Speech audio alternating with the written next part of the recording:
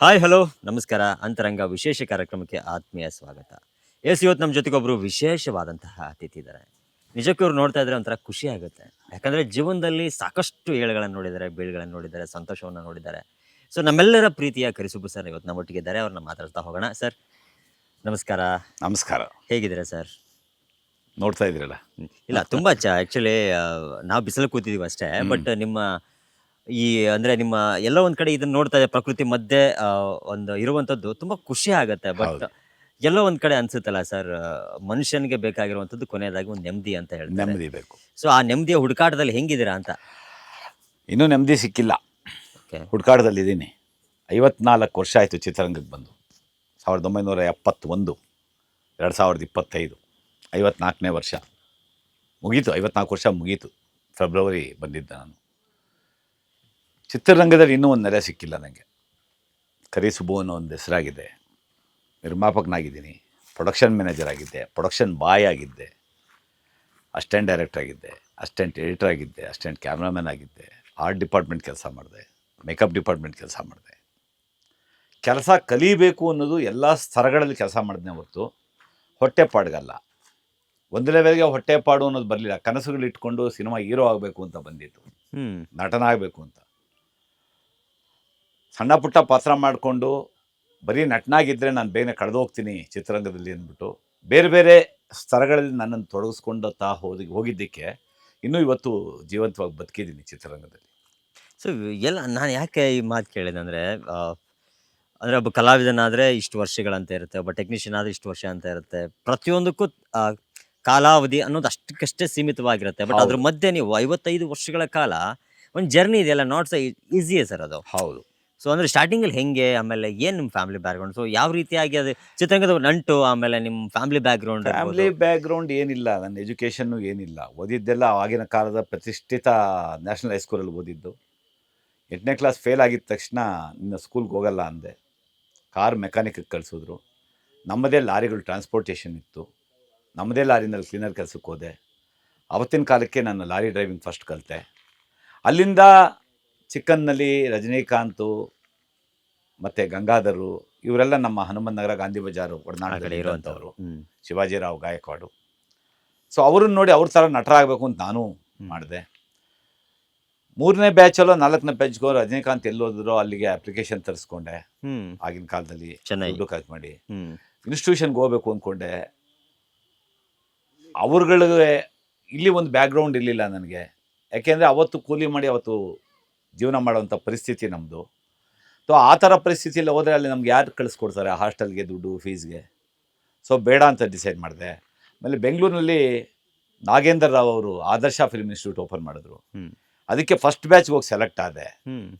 ಆವಾಗ I was in ಫೋಟೋಫೋನ್ ಅನ್ನೋ ಒಂದು ಸಂಸ್ಥೆಯಲ್ಲಿ ಆಗಿನ ಕಾಲಕ್ಕೆ ಹೆಚ್ಚು ಕಮ್ಮಿ 40 ರೂಪಾಯಿ ಸಂಬಳ ಸೇರಿದವನು ಒಂದು 2 ವರ್ಷದಲ್ಲಿ 4,000 ರೂಪಾಯಿ ಸಂಬಳ ಬರೋವಾಗಾಯಿತು. ನನ್ನ ಕೆಲಸ ಕಾರ್ಯವೈಖರಿ ಎಲ್ಲ ನೋಡಿ. ಸೊ ಕೆಲಸ ಬಿಟ್ಟು ಅಲ್ಲಿ ಹೋಗಬೇಕಾಯಿತು. 1 ವರ್ಷದ ಕಾಲಾವಧಿ. 1 ವರ್ಷ ಯಾರು ರಜಾ ಕೊಡ್ತಾರೆ? ಹೌದು. ಸೊ ಅದು ಬೇಡ ಅಂತ ಬಿಟ್ಟೆ. ಒಂದೊಂದೇ ಮೆಟ್ಲು ಸಿನಿಮಾದಲ್ಲಿ ಯಾರ್ದೋ ಮೂಲಕ ಹೋಗಿ ಸಿನಿಮಾ ಸೇರಿಕೊಂಡು ಸಿನಿಮಾದಲ್ಲಿ ಇದ್ಕೊಂಡು ನಟನಾಗಬೇಕು ಅಂತ ಹೋಗಿದ್ದು. ಆಗಲ್ಲ ಅನ್ನೋದು ಗೊತ್ತಾದ್ಮೇಲೆ ಸೊ ನಮ್ಗೆ ಯಾರು ಗಾಡ್ ಫಾದರ್ ಇಲ್ಲ. ಸೊ ಅಸಿಸ್ಟೆಂಟ್ ಡೈರೆಕ್ಟ್ರು ಕ್ಲಾಬ್ ಬಾಯ್ ಆಗೋದೆ. ಒಂದು ಇಡೀ ಸಿನಿಮಾಗೆ 40 ರೂಪಾಯಿ ಸಂಬಳ. ಆಮೇಲೆ ರಂಗಭೂಮಿಯಿಂದ ನನ್ನ ಗುರುಗಳು ದಿವಂಗತ ಟಿ.ಎಸ್. ರಂಗ ಅವ್ರು ಸಿಕ್ಕರು. T S. Ranga, not B S. Ranga. T S. Ranga ಅಂತ ಅವ್ರ ತಂದೆ ಹೆಸರಾದಂಥ ರಾಜಕಾರಣಿ ಟಿ.ಆರ್. ಶಾಮಣ್ಣ ಅವರು. ಅವರ ಡಾಕ್ಯುಮೆಂಟ್ರಿ ಫಿಲ್ಮ್ಸು, ಅವರ ಸಿನಿಮಾಗಳಲ್ಲಿ ಕೆಲಸ ಮಾಡ್ತಿದ್ದೆ. ರಂಗಭೂಮಿಯಲ್ಲಿ ನಾಗಾಭರಣ, ಕೋಕಿಲಾ ಮೋಹನ್ನು, ನಮ್ಮ ಸುಂದರರಾಜು ಇವರದ್ದೆಲ್ಲ ಗೆಳೆತನ ಆಯಿತು. ನಾಟಕಗಳಲ್ಲಿ ಮೆನಕ ರಂಗತಂಡದಲ್ಲಿ ನಾಟಕ ಮಾಡಿಕೊಂಡು ನನ್ನದೇ ಮಲ್ಲಿಕಾ ಅಂತ ಒಂದು ತಂಡ ಕಟ್ಟಿಕೊಂಡು ಸಿಂಗಾರವ ಮತ್ತು ಅವ್ರ ಮನೆ ಅಶೋಕ್ ಬಾದದಿನ್ನಿ ಜೊತೆಗೆ ಅಶೋಕ್ ಬಾದದಿನ್ನಿ ಕರಿಸುಬ್ಬು ಅಂತ ನಾಮಕರಣ ಮಾಡಿದ್ರು. ಸುಬ್ರಹ್ಮಣಿ ನನ್ನ ಹೆಸರು. ಚಿಕ್ಕಂದಿಂದ ಮಣಿ ಅಂತ ಕರೆಯೋರು. ಸೊ ಸಿಕ್ಕಂಥ ಎಲ್ಲ ವ್ಯಕ್ತಿಗಳನ್ನು ಹತ್ರನೂ ನಾನು ಏಕಲವ್ಯ ಶಿಷ್ಯನಾಗಿ ಒಂದು ಶಾಡೋ ಆಗಿ ನಾನೆಲ್ಲ ಕೆಲಸಗಳನ್ನ ಕಲಿತಾ ಇವತ್ತಿಗೂ ಕಲಿತಾ ಇದ್ದೀನಿ. ಸೊ ಸ್ಟುಡಿಯೋ ಮಾಡಿದೆ. ಎಲ್ಲ ಕಳ್ಕೊಂಡು ಬೀದಿನಲ್ಲಿದ್ದಾಗ ಯಾರೋ ಒಬ್ಬರು ಗೆಳೆಯರು ಸಿಕ್ಕಿದ್ರು. ಅವರು ಸ್ಟುಡಿಯೋ ಮಾಡೋಣ ಅಂದರು. ಮಡ್ರಾಸಲ್ಲಿ ಮಾಡಿದ್ವಿ. ಆಮೇಲೆ ಕರ್ನಾಟಕದಲ್ಲಿ ಸ್ಟುಡಿಯೋ ಮಾಡಿದ್ವಿ. ಕರ್ನಾಟಕದಲ್ಲಿ ಸ್ಟುಡಿಯೋ ಮಾಡಿ 19 ವರ್ಷಗಳಲ್ಲಿ 1280 ಪಿಕ್ಚರ್ಗಳು DTS ಕೆಲಸ ಮಾಡಿದೆ. ಹ್ಮ್ ಸಿಂಗಲ್ ಸ್ಟುಡಿಯೋ, ಸಿಂಗಲ್ ಇಂಜಿನಿಯರ್. ಬೇರೆ Okay. ಸ್ಟುಡಿಯೋ ಏನು 2-3 ಅಲ್ಲ. ಒಂದು ಒಂದೇ. ಸ್ಟುಡಿಯೋ ಒಳಗಡೆ ಒಬ್ಬರೇ ಇಂಜಿನಿಯರ್ ಕುಮಾರ್ ಅಂತ. ಈ ವಾಸ್ ವಿತ್ ರಾಜಮೌಳಿ ಜೊತೆಗಿದ್ರು ಅವಾಗ. Oh. ನಾನು ಕರ್ಕೊಂಬಂದೆ, ನನ್ನ ನೀಲಾಂಬರಿ ಸಿನಿಮಾಗೆ ಅವ್ರು ಕೆಲಸ ಮಾಡಿದರು. ಹ್ಮ್ ಅವರಿಂದ ಬೆಂಗಳೂರಿಗೆ ಕರ್ಕೊಂಬಂದು ಎಲ್ಲರ ವಿಶ್ವಾಸ ಸಂಪಾದನೆ ಮಾಡಿದೆ. ಆದರೆ ಕಳ್ಕೊಂಡಿದ್ದು ಜಾಸ್ತಿ ಆಯಿತು. ಹ್ಮ್ ನೋಡಿದ್ರೆ ಕರಿಸುಬ್ಬು ಸ್ಟುಡಿಯೋ ಯಾವಾಗಲೂ ಬ್ಯುಸಿ ಇರೋದು. ಆಲ್ ಇಂಡಿಯಾ ಲೆವೆಲ್ಗೆ ರೆಕಾರ್ಡ್ ಬ್ರೇಕ್ ಮಾಡಿದೆ ಸಂಖ್ಯೆಯಲ್ಲಿ. 1280 ಸಿನಿಮಾ 19 ವರ್ಷದಲ್ಲಿ ಒಂದು ಸ್ಟುಡಿಯೋಲಿ ಮಾಡೋದು ಅನ್ನೋದು ಅಷ್ಟು ಸಾಮಾನ್ಯವಾದ Great ವಿಷಯ sir. ಅಲ್ಲ. ಹ್ಮ್ ಸೊ ಅಷ್ಟು ಸಿನಿಮಾಗಳು ಮಾಡಿ ನಾನೊಂದು ಸ್ಕ್ವೇರ್ ಫೀಟ್ ಜಾಗ ಮಾಡಲಿಲ್ಲ. ಈಗ ನೀವು ಈ ಕೂತಿರೋ ತೋಟನೂ ಬೆಂಗಳೂರಲ್ಲಿ ಒಂದು ಸೈಟ್ ಮಾರಿ ನನ್ನ ಪ್ಯಾಷನ್ಗೋಸ್ಕರ ತೊಗೊಂಡಂಥ ಜಾಗ. ಈಗ ಇದೇ ಜಾಗದಲ್ಲಿ ನಾನು ನನ್ನ ಮಗನಿಗೋಸ್ಕರ ಹೋಮ್ ಸ್ಟೇ ಮಾಡ್ತಾಯಿದ್ದೀನಿ. ಯಾಕೆಂದರೆ ತಾವರೆ ತೋಟ ಅಂತ ಹೋಮ್ ಸ್ಟೇ ಇತ್ತು, ರಿಟೈರ್ಡ್ IAS ಆಫೀಸರು ತಿಮ್ಮೇಗೌಡ್ರದ್ದು. 3 ವರ್ಷ ಆಗಿದ ತಕ್ಷಣ ಅವರು ನಮ್ಮ ಸೊಸೆ ನೋಡ್ಕೊಳ್ತಾರಂತೆ, ಬಿಟ್ಕೊಡಿ ಸುಬ್ಬು ಅವರು ಅಂದರು. ಗೆಳೆತನದಲ್ಲಿ ಚೆನ್ನಾಗಿರಲ್ಲ ನಾವು, ಕೋರ್ಟು ಕಚೇರಿ ಅಂತ ಅಲಿಯೋದು ಅಂದ್ಬಿಟ್ಟು ಅವ್ರಿಗೆ ಬಿಟ್ಕೊಟ್ವಿ. ಸೊ ನನ್ನ ಮಗನ ಇನ್ನೇನು ಮಾಡೋಣ ಅಂದರೆ ನಮ್ಮ ತೋಟದಲ್ಲೇ ಮಾಡೋಣ. ಈಗ ಅದೇ ಬಿಸ್ನೆಸ್ಸಲ್ಲಿ 3 ವರ್ಷ ಕಂಟಿನ್ಯೂ ಮಾಡಿದ್ವಿ, ಅದನ್ನೇ ನಾನು ಕಂಟಿನ್ಯೂ ಆಗ್ತೀನಿ ಅಂತ. ಸೊ ಅದಕ್ಕೋಸ್ಕರ ನೀವು ತೋರಿಸ್ತಾರೆ ನಿಮ್ಗೆ ಶಾರ್ಟ್ಸು, ಹಿಂದೆ ಕಾಣಿಸ್ತಾ ಇದೆ, ಕನ್ಸ್ಟ್ರಕ್ಷನ್ ನಡೀತಾ ಇದೆ. ಇನ್ನೊಂದು 2-3 ತಿಂಗಳಲ್ಲಿ ಓಪನ್ ಆಗುತ್ತೆ. ಬಿಲ್ವಾ ಅಂತ ಇದಕ್ಕೆ ಹೆಸರಿಟ್ಟಿದ್ದೀವಿ. ಆ ಚಾಲೆಂಜಿಂಗ್ ಸ್ಟಾರ್ ದರ್ಶನ್ನು ನಾನು ಏನು ಹೆಸರಿಡಬೇಕು ಜಾಗಕ್ಕೆ ಅಂದಾಗ ನಾನು ಬಿಲ್ವಾನಿ ಅಂತ ಹೇಳೋಣ ಅಂದ್ಕೊಂಡಿದ್ದೀನಿ. ಅದೇ ಏನದು ಬಿಲ್ವಾನಿ ಅಂತಂದರು. ಬಿಲ್ವಪತ್ರೆ ಹೆಸರು, ಪಾರ್ವತಿಯ ಹೆಸರು ಬಿಲ್ವಾನಿ ಅಂತಂದ್ಬಿಟ್ಟು. ಸೊ ಶಕ್ತಿ ಹೆಸರಾಗುತ್ತೆ ಅಂದಾಗ ಬಿಲ್ವಾ ಅಂತ ಶಾರ್ಟಲ್ಲಿ ಇಡಿ ಅಂತಂದರು. ಸೊ ಅವರು ಹೇಳಿದ್ದಕ್ಕೆ ಬಿಲ್ವಾ ಅಂತಲೇ ಇಟ್ಟೆ. ಸೊ ಒಳ್ಳೆ ಗೆಳೆಯರು ನನಗೆ. ಸೊ ಹೀಗೆ ಚಿತ್ರರಂಗದಲ್ಲಿ ನೆಲೆ ಕಂಡುಕೊಳ್ಳೋದಕ್ಕೆ ಇವತ್ತಿಗೂ ಪರದಾಡ್ತಾ ಇದ್ದೀನಿ. ಸೊ 2012ರಲ್ಲಿ ಉಪಾಧ್ಯಕ್ಷ, 2012-13 ಹೌದು. ವಿಷ್ಣುವರ್ಧನ ಸುದೀಪ್ ಅವ್ರ ತಂದೆಯಾಗಿ ಮಾಡಿದೆ. ಉಪಾಧ್ಯಕ್ಷ ಬಂತು, ನಿಮ್ಗೆ ಗೊತ್ತು, 2 ಸೀನು. ಹೌದು. ಮತ್ತು ದಂಡುಪಾಳ್ಯ ಅದರ ಕಂಟಿನ್ಯೂಷನ್. ಈ 3 ಸಿನಿಮಾ ನನ್ನಲ್ಲಿದ್ದಂಥ ನಟನ್ನ ಹೊರಗಾಕ್ತು. ಸುಮಾರು ಈಗ 54 ವರ್ಷ ಅಂದರೆ 2012 ಅಂದರೆ 13 ವರ್ಷ ಮೈನಸ್ ಮಾಡಿ 41 ವರ್ಷ ಚಿತ್ರರಂಗದಲ್ಲಿದ್ದರೂ ನಾನು ಅಂಥ ಒಳ್ಳೆ ನಟ ಅಂತ ಏನು ಹೆಸರು ಮಾಡಿರಲಿಲ್ಲ. ಸೊ ಈ 3 ಸಿನಿಮಾ ನನಗೆ ಬಹಳ ಬೇಸ್ ಒದಗಿಸಿದ್ವು ನಟನಾಗಿ. ಈಗ ನಟನಾಗಿ ರಾಜ್ಯ ಪ್ರಶಸ್ತಿ ತೊಗೊಂಡೆ. ಕರೆಕ್ಟ್. ಹಲವಾರು ಪ್ರಶಸ್ತಿಗಳು ಬಂತು, ರಾಜ್ಯ ಪ್ರಶಸ್ತಿಗಳು, ನಂದಿ ಪ್ರಶಸ್ತಿ. ಆದರೆ ಇನ್ನೂ ಏನೋ ಒಂದು ತುಡಿತಾ ಇದೆ ನನ್ನಲ್ಲಿ. ನನ್ನಲ್ಲಿರುವಂಥದ್ದು ಒಂದು ಏನಿದೆ ಒಳಗಡೆ, ನಾನು ಏನು ಆಗಬೇಕು ಅಂತ ಬಂದೆ, ಏನು ಆಗಿದ್ದೀನಿ, ಏನೇನು ಇದ್ದೀನಿ ಇವತ್ತು, ನಾನು ಅಂದ್ಕೊಂಡಿದ್ದು ಯಾವುದೂ ಆಗಿಲ್ಲ. ಅಲ್ಲ, ಅದರಿಂದ ಹೋಗೋ ಪ್ರಯತ್ನ ಯಾವತ್ತೂ ಬಿಡೋದಿಲ್ಲ. ಪ್ರಯತ್ನ ಇದ್ದೇ ಇರುತ್ತೆ, ಯಾವತ್ತೋ ಒಂದು ದಿನ ಮಾಡ್ತೀವಿ ಅಂತ ಅಂದ್ಬಿಟ್ಟು. ಯಾಕೆಂದರೆ ಈ ಜಾಗ ಬರೀ ಕಾಡಾಗಿತ್ತು ನಾನು ತೊಗೊಂಡಾಗ. ಇವಾಗಲೂ ಕಾಡ್ತಾರೆ ಏನಿದೆ, ಎಲ್ಲರೂ ಈ ಊರವರೆಲ್ಲ ಹುಚ್ಚರು ಇವರು ಬಂದು ಈ ಬಂಡೆಗಳು ತೊಗೊಂಡು ಈ ಮಣ್ಣು ಹೊಡಿತಾ ಇದ್ದಾರೆ ಅಂತಂದರು. ಸೊ ಈಗ ಬಂದವರು ಆಶ್ಚರ್ಯ ಹೋಗ್ತಾರೆ, ಈ ಜಾಗ, ಈ ಥರ ಒಂದು ಜಾಗ ಅಂತ ಅಂದ್ಬಿಟ್ಟು. ನಾನು ಕನ್ಸ್ಕೊಂಡಿದ್ದು ಈ ಥರ ಜಾಗನೇ. ಒಂದು ಯಾವುದೇ ಒಂದು ಸಮತಟ್ಟಾಗಿರಬಾರ್ದು, ಈ ಥರ ಜಾಗ. ಗೆಳೆಯರ ಜೊತೆ ಗುಂಪು ಕಟ್ಕೊಂಡು ಸುಮಾರು ರಾಜ್ಯದಲ್ಲಿ ಕಡೆ ಸುತ್ತಿದೆ. ಚಿಕ್ಕಮಂಗ್ಳೂರು ಇರ್ಬೋದು, ಕಬಿನಿ ಬ್ಯಾಕ್ ಟಾಪ್ ಇರ್ಬೋದು, ಬ್ಯಾಕ್ ವಾಟರ್ಸ್ ಹತ್ರ, ಮತ್ತು ಕೂರ್ಗು. ಒಂದು ದೊಡ್ಡ ರೆಸಾರ್ಟ್ ಮಾಡಬೇಕು 30-40 ಎಕರೆನಲ್ಲಿ ಅಂದ್ಬಿಟ್ಟು ಒಂದು ತಂಡ ಕಟ್ಕೊಂಡು ಒಬ್ಬೊಬ್ಬರೇ ಹಿಂದೆ ಸರ್ದು ಹೋದರು. ಅವ್ರವ್ರ ವ್ಯಾಪಾರ, ಅವ್ರವ್ರ ಇಂಟ್ರೆಸ್ಟು, ಇದ್ರ ಮೇಲೆ ಇಂಟ್ರೆಸ್ಟ್ ಮಾಡೋಕ್ಕಿಲ್ಲ. ನಾನು ಯಾವತ್ತೋ ಒಂದಿನ ಮಾಡಬೇಕು, ಆ ಒಂದು ರೆಸಾರ್ಟ್ ಮಾಡಬೇಕು ಅನ್ನೋ ಕನಸಿದ್ದಿದ್ದೇ ನನ್ನ ಬಾಲಾಜಿ ಡಿ ಸ್ಟುಡಿಯೋ ಆಗಿದೆ. ಅದು 20 ವರ್ಷಕ್ಕಿಂತ. ಅಲ್ಲಿ ಲೆಕ್ಕ ಹಾಕ್ಕೊಳ್ಳಿ, ನಾನು ಅಗ್ರಿಕಲ್ಚರ್ ತೊಗೋಬೇಕು, ಅಗ್ರಿಕಲ್ಚರ್ ಜಮೀನಲ್ಲಿ ಹೇಗೆ ಮಾಡಬೇಕು ಅನ್ನೋದು ಕನಸು ಎಷ್ಟು ವರ್ಷದ ಕನಸಿತ್ತು ಅಂತ ನೀವು ಸಿಂಪಲಾಗಿ ಯೋಚನೆ ಮಾಡಿ. ಅದು ಹೇಳೋಕ್ಕಾಗಲ್ಲ. ಒಳಗಡೆ ಇರೋಂಥ ಒಂದು ಭಾವನೆಗಳು ಮತ್ತು ತುಡಿತನ ಎಕ್ಸ್ಪ್ರೆಸ್ ಮಾಡೋಕ್ಕಾಗಲ್ಲ. ಕೆಲಸದ ಮೂಲಕ ತೋರಿಸ್ಬೇಕದು. ಈಗ ನಾನು ಅವೆಲ್ಲ ಹೇಳ್ತಾ ಇದ್ನಲ್ಲ, ಇನ್ನೂ ಒಂದು ನನ್ನಲ್ಲಿರೋ ಒಂದು ಕಲಾವಿದನಿಗೆ ಒಂದು ಕರೆಕ್ಟಾಗಿರೋ ಪ್ಲಾಟ್ಫಾರ್ಮ್ ಸಿಕ್ಕಲಿಲ್ಲ ಅಂದ್ಬಿಟ್ಟು. ಬಟ್ ಇನ್ನು ಫಸ್ಟ್ ಸಿನಿಮಾ ಅಂತಂದರೆ ನೀಲಾಂಬರಿ, ಅಂದರೆ ಆ ಸಿನಿಮಾ ಬಗ್ಗೆ ಮಾತಾಡಬೇಕಂದ್ರೆ ನಿಜಕ್ಕೂ ಇವತ್ತಿಗೂ ನಾವು ನೋಡಿದಾಗ ಎಲ್ಲ ಒಂದು ಕಡೆ ಅದರಲ್ಲಿರುವಂತಹ ಹಾಡುಗಳಿರಬಹುದು, ಅಂದರೆ ಅಲ್ಲಿ ದೇವರಾಜ್ ಸರ್ ಇರಬಹುದು, ಆಳ್ವ ಸರ್ ಇರ್ಬೋದು. ಅಂದರೆ ಆ ಸಿನಿಮಾ ಇವತ್ತಿಗೂ ನಾವು ನೋಡೋದು ಒಬ್ಬರೇ ಕೂತ್ಕೊಂಡು ನೋಡ್ಬೇಕಾದ್ರೆ ಒಂಥರ ಭಯ ಆಗುತ್ತೆ. ಅಂದರೆ ಅಷ್ಟು ಅದ್ಭುತವಾದಂತಹ ಸಿನಿಮಾ ಸರ್ ಅದು. ಹೌದು. ಸೊ ಹೆಂಗೆ ಸರ್ ಆ ಟೈಮಲ್ಲಿ ಹೆಂಗಿತ್ತು? ಇಲ್ಲ, ಅದಕ್ಕೆ ಕಾರಣ ಬಂದು ನಿರ್ದೇಶಕ ಸೂರ್ಯ, ಈಗ ಎಲ್ಲಿದ್ದಾನೋ ಗೊತ್ತಿಲ್ಲ. ಸಿನಿಮಾ ಸ್ಟಾರ್ಟ್ ಮಾಡಿದ್ವಿ, ಸ್ಕ್ರಿಪ್ಟ್ ಹೇಳ್ದ, ಚೆನ್ನಾಗಿತ್ತು ಕತೆ. ನನ್ನ ಪಾಲ್ದಾರನ್ನೆಲ್ಲ ಒಪ್ಪಿಸ್ದೆ. ನಮ್ಮ ಸ್ಟಿಲ್ ಫೋಟೋಗ್ರಾಫರ್ ರಾಜು, ನನ್ನ ಕಸಿನ್ನು ಚಂದ್ರಶೇಖರ್, ಶೇಖಿ ಅಂತ ಕರಿತೀವಿ, ಮತ್ತು ಪ್ರಕಾಶ್ ಅಂತ ನಮ್ಮ ಸ್ಪೆಷಲ್ ಎಫೆಕ್ಟ್ ಮಾಡಿದಂಥ ಅವ್ರು ತೀರ್ಕೊಂಡಿದ್ದಾರೆ. ಇಲ್ಲ, ಹೀಗೆ 4 ಜನನ ಒಪ್ಪಿಸಿ ಸಿನಿಮಾ ಮಾಡಿದೆ. ಎಲ್ಲ ಪಾಪ ಬಂಡವಾಳ ಹಾಕಿದ್ರು, ಒಂದು ಸ್ವಲ್ಪ ಒಂದು ಸೀಡಿಂಗ್ ಅಮೌಂಟ್ ಅಂತ ಇರುತ್ತಲ್ಲ ಸಿನಿಮಾದಲ್ಲಿ. ಯಾರೇನೋ 10 ಕೋಟಿ ಆಯಿತು, 10 ಕೋಟಿ ಯಾರೂ ತರಲ್ಲ, ಎಲ್ಲೋ 100ಕ್ಕೆ ಒಬ್ಬರೇ ತರೋದು, ಮಿಕ್ಕಿದೆಲ್ಲ ಫೈನಾನ್ಸ್ ಮೂಲಕನೇ. ಸೊ ಫೈನಾನ್ಸು ಕರಿಸುಬ್ಬು ಅನ್ನೋ ಹೆಸರಿಗೆ ಸಿಗ್ತಾ ಇತ್ತು.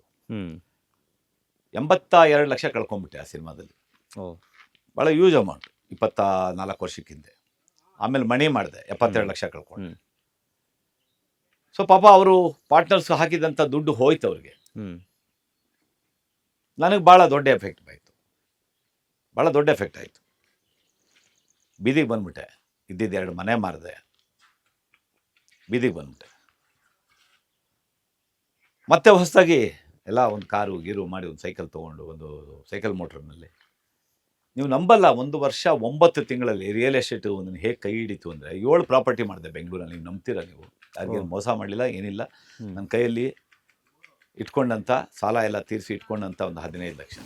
ಆ ಪ್ರಾಪರ್ಟಿ ನಾನು ಮಾರಿದ್ನಲ್ಲ, 2 ಪ್ರಾಪರ್ಟಿ, ಬಿಕಾಸ್ 2 ಪಿಕ್ಚರ್ಗೆ ಒಂದೇ ಸತಿ ಮಾರಿದ್ದು. ಕೈಲಿದ್ದಿದ್ದು ಕ್ಯಾಶ್ ಹೋಯ್ತು ನೀಲಾಂಬರಿ ಮಾಡಿದಾಗ, ಹಾರ್ಡ್ ಕ್ಯಾಶು. ಇನ್ನೊಂದಷ್ಟು ಸಾಲ ಮಾಡಿದೆ ಮಣಿಗೆ. ಸೊ ಅದರಲ್ಲಿ 72 ಲಕ್ಷ ಹೋಯಿತು. ಸಾಲ ಎಲ್ಲ ತೀರಿಸಿ ಒಂದು 10-15 ಲಕ್ಷ ಉಳೀತು ನನಗೆ. ಒಂದು 6500 ಸ್ಕ್ವೇರ್ ಫೀಟಲ್ಲಿದ್ದಂಥ ಒಂದು ಬಂಗ್ಲೆನಲ್ಲಿದ್ದಂಥ 65 ಚದರದಲ್ಲಿದ್ದಂಥ ಮನೆಗೆ ನಮ್ಮ ತಾಯಿನ ಕರ್ಕೊಂಡು, ನಮ್ಮ ಚಿಕ್ಕ ಮಕ್ಕಳನ್ನ ಕರ್ಕೊಂಡು 4,000 ರೂಪಾಯಿ ಬಾಡಿಗೆ ಮನೆ, ಒಂದು ಔಟ್ ಹೌಸ್ಗೆ ಹೋದೆ. ನನ್ನ ಮನಸ್ಥಿತಿ ಏನಿರ್ಬೋದು, ನಮ್ಮ ಮನೆಯವ್ರ ಮನಸ್ಥಿತಿ ಏನಿರ್ಬೋದು. ಸೊ ಎಲ್ಲದಕ್ಕೂ ಬೆಂಗಾವಲಾಗಿ ನನ್ನ ಮನೆಯವ್ರು ನಿಂತ್ಕೊಂಡ್ರು. 1 ವರ್ಷ 9 ತಿಂಗಳಲ್ಲಿ ಐ ಮೇಡ್ 7 ಪ್ರಾಪರ್ಟೀಸು. ಸ್ಟುಡಿಯೋ ಮಾಡಿದೆ, ಸುಮ್ಮನೆ ಇಲ್ಲಾರ್ದೆ. ಅದೇ ರಿಯಲ್ ಎಸ್ಟೇಟ್ ಕಂಟಿನ್ಯೂ ಮಾಡ್ಕೊಂಡಿದ್ದು ಭಾಳ ಚೆನ್ನಾಗಿರ್ತಿತ್ತು. ಒಂದು ಸ್ಟುಡಿಯೋ ಮಾಡಿದೆ. ಅದೇ ಹೇಳಿದ್ನಲ್ಲ ಎಷ್ಟು ಸಿನಿಮಾ ಮಾಡಿದೆ ಏನು ಅಂತ. 1 ಸ್ಕ್ವೇರ್ ಫೀಟ್ ಜಾಗ ತೆಗಿಯೋಕ್ಕಾಗಲಿಲ್ಲ. ಕರಿಸುಬ್ಬು ದೊಡ್ಡ ಸ್ಟುಡಿಯೋ ಓನರು, ಹಾಗೆ ಹೀಗೆ ಅಂತ. ಇವಾಗ 2 ಸ್ಟುಡಿಯೋ ಇಟ್ಕೊಂಡಿದ್ದೀನಿ, ಮಿಕ್ಕಿದ್ದೆಲ್ಲ ಕಳೆಲ್ಲ ಕ್ಲೋಸ್ ಮಾಡಿದ್ದೀನಿ. ಬಾತ್ರೂಮು, ಗ್ಯಾರೇಜಲ್ಲೆಲ್ಲ ಸ್ಟುಡಿಯೋಗಳಾಗೋಯ್ತು. ಹೌದು, ಈ ಸ್ಟುಡಿಯೋ ಓನರ್ಗಳು ನಾನು ಬೈಕೊಂಡ್ರು ಪರವಾಗಿಲ್ಲ. ಕಾನ್ಸೆಪ್ಟ್ ಚೇಂಜ್ ಆಯಿತು. ಯಾವಾಗ ಲೈವ್ ಮ್ಯೂಸಿಕ್ ಹೋಗಿ ಮ್ಯೂಸಿಕ್ ಡೈರೆಕ್ಟ್ರು ಕೀಬೋರ್ಡ್ ಇಟ್ಕೊಂಡು ಕೆಲಸ ಶುರು ಮಾಡಿದ್ರು, ಮ್ಯೂಸಿಕ್ ಅನ್ನೋದು ಸತ್ತೋಯ್ತು. ಅವ್ರು ಯಾರೇ ನನ್ನ ಬೈಕೊಳ್ಳಿ ಪರವಾಗಿಲ್ಲ, ಮ್ಯೂಸಿಕ್ ಡೈರೆಕ್ಟರ್ಗಳು. ಸೊ ಸ್ಟುಡಿಯೋಗಳು ಸತ್ತೋಯ್ತು. ಆ ಸ್ಟುಡಿಯೋಗಳು ಸತ್ತೋಗೋ ಟೈಮ್ನಲ್ಲಿ ನಾವು ಬೆಂಗಳೂರಿನಲ್ಲಿ Balaji colour lab, Balaji digital studio ಮಾಡಿ 19 ವರ್ಷ ನಡೆಸಿದೆ ಚಾಲೆಂಜ್. ಕೊನೆಗೆ ನಮ್ಮ ಲ್ಯಾಂಡ್ ಆರ್ಡು ಬಾಡಿಗೆ ಜಾಸ್ತಿ ಮಾಡಿದ್ರು.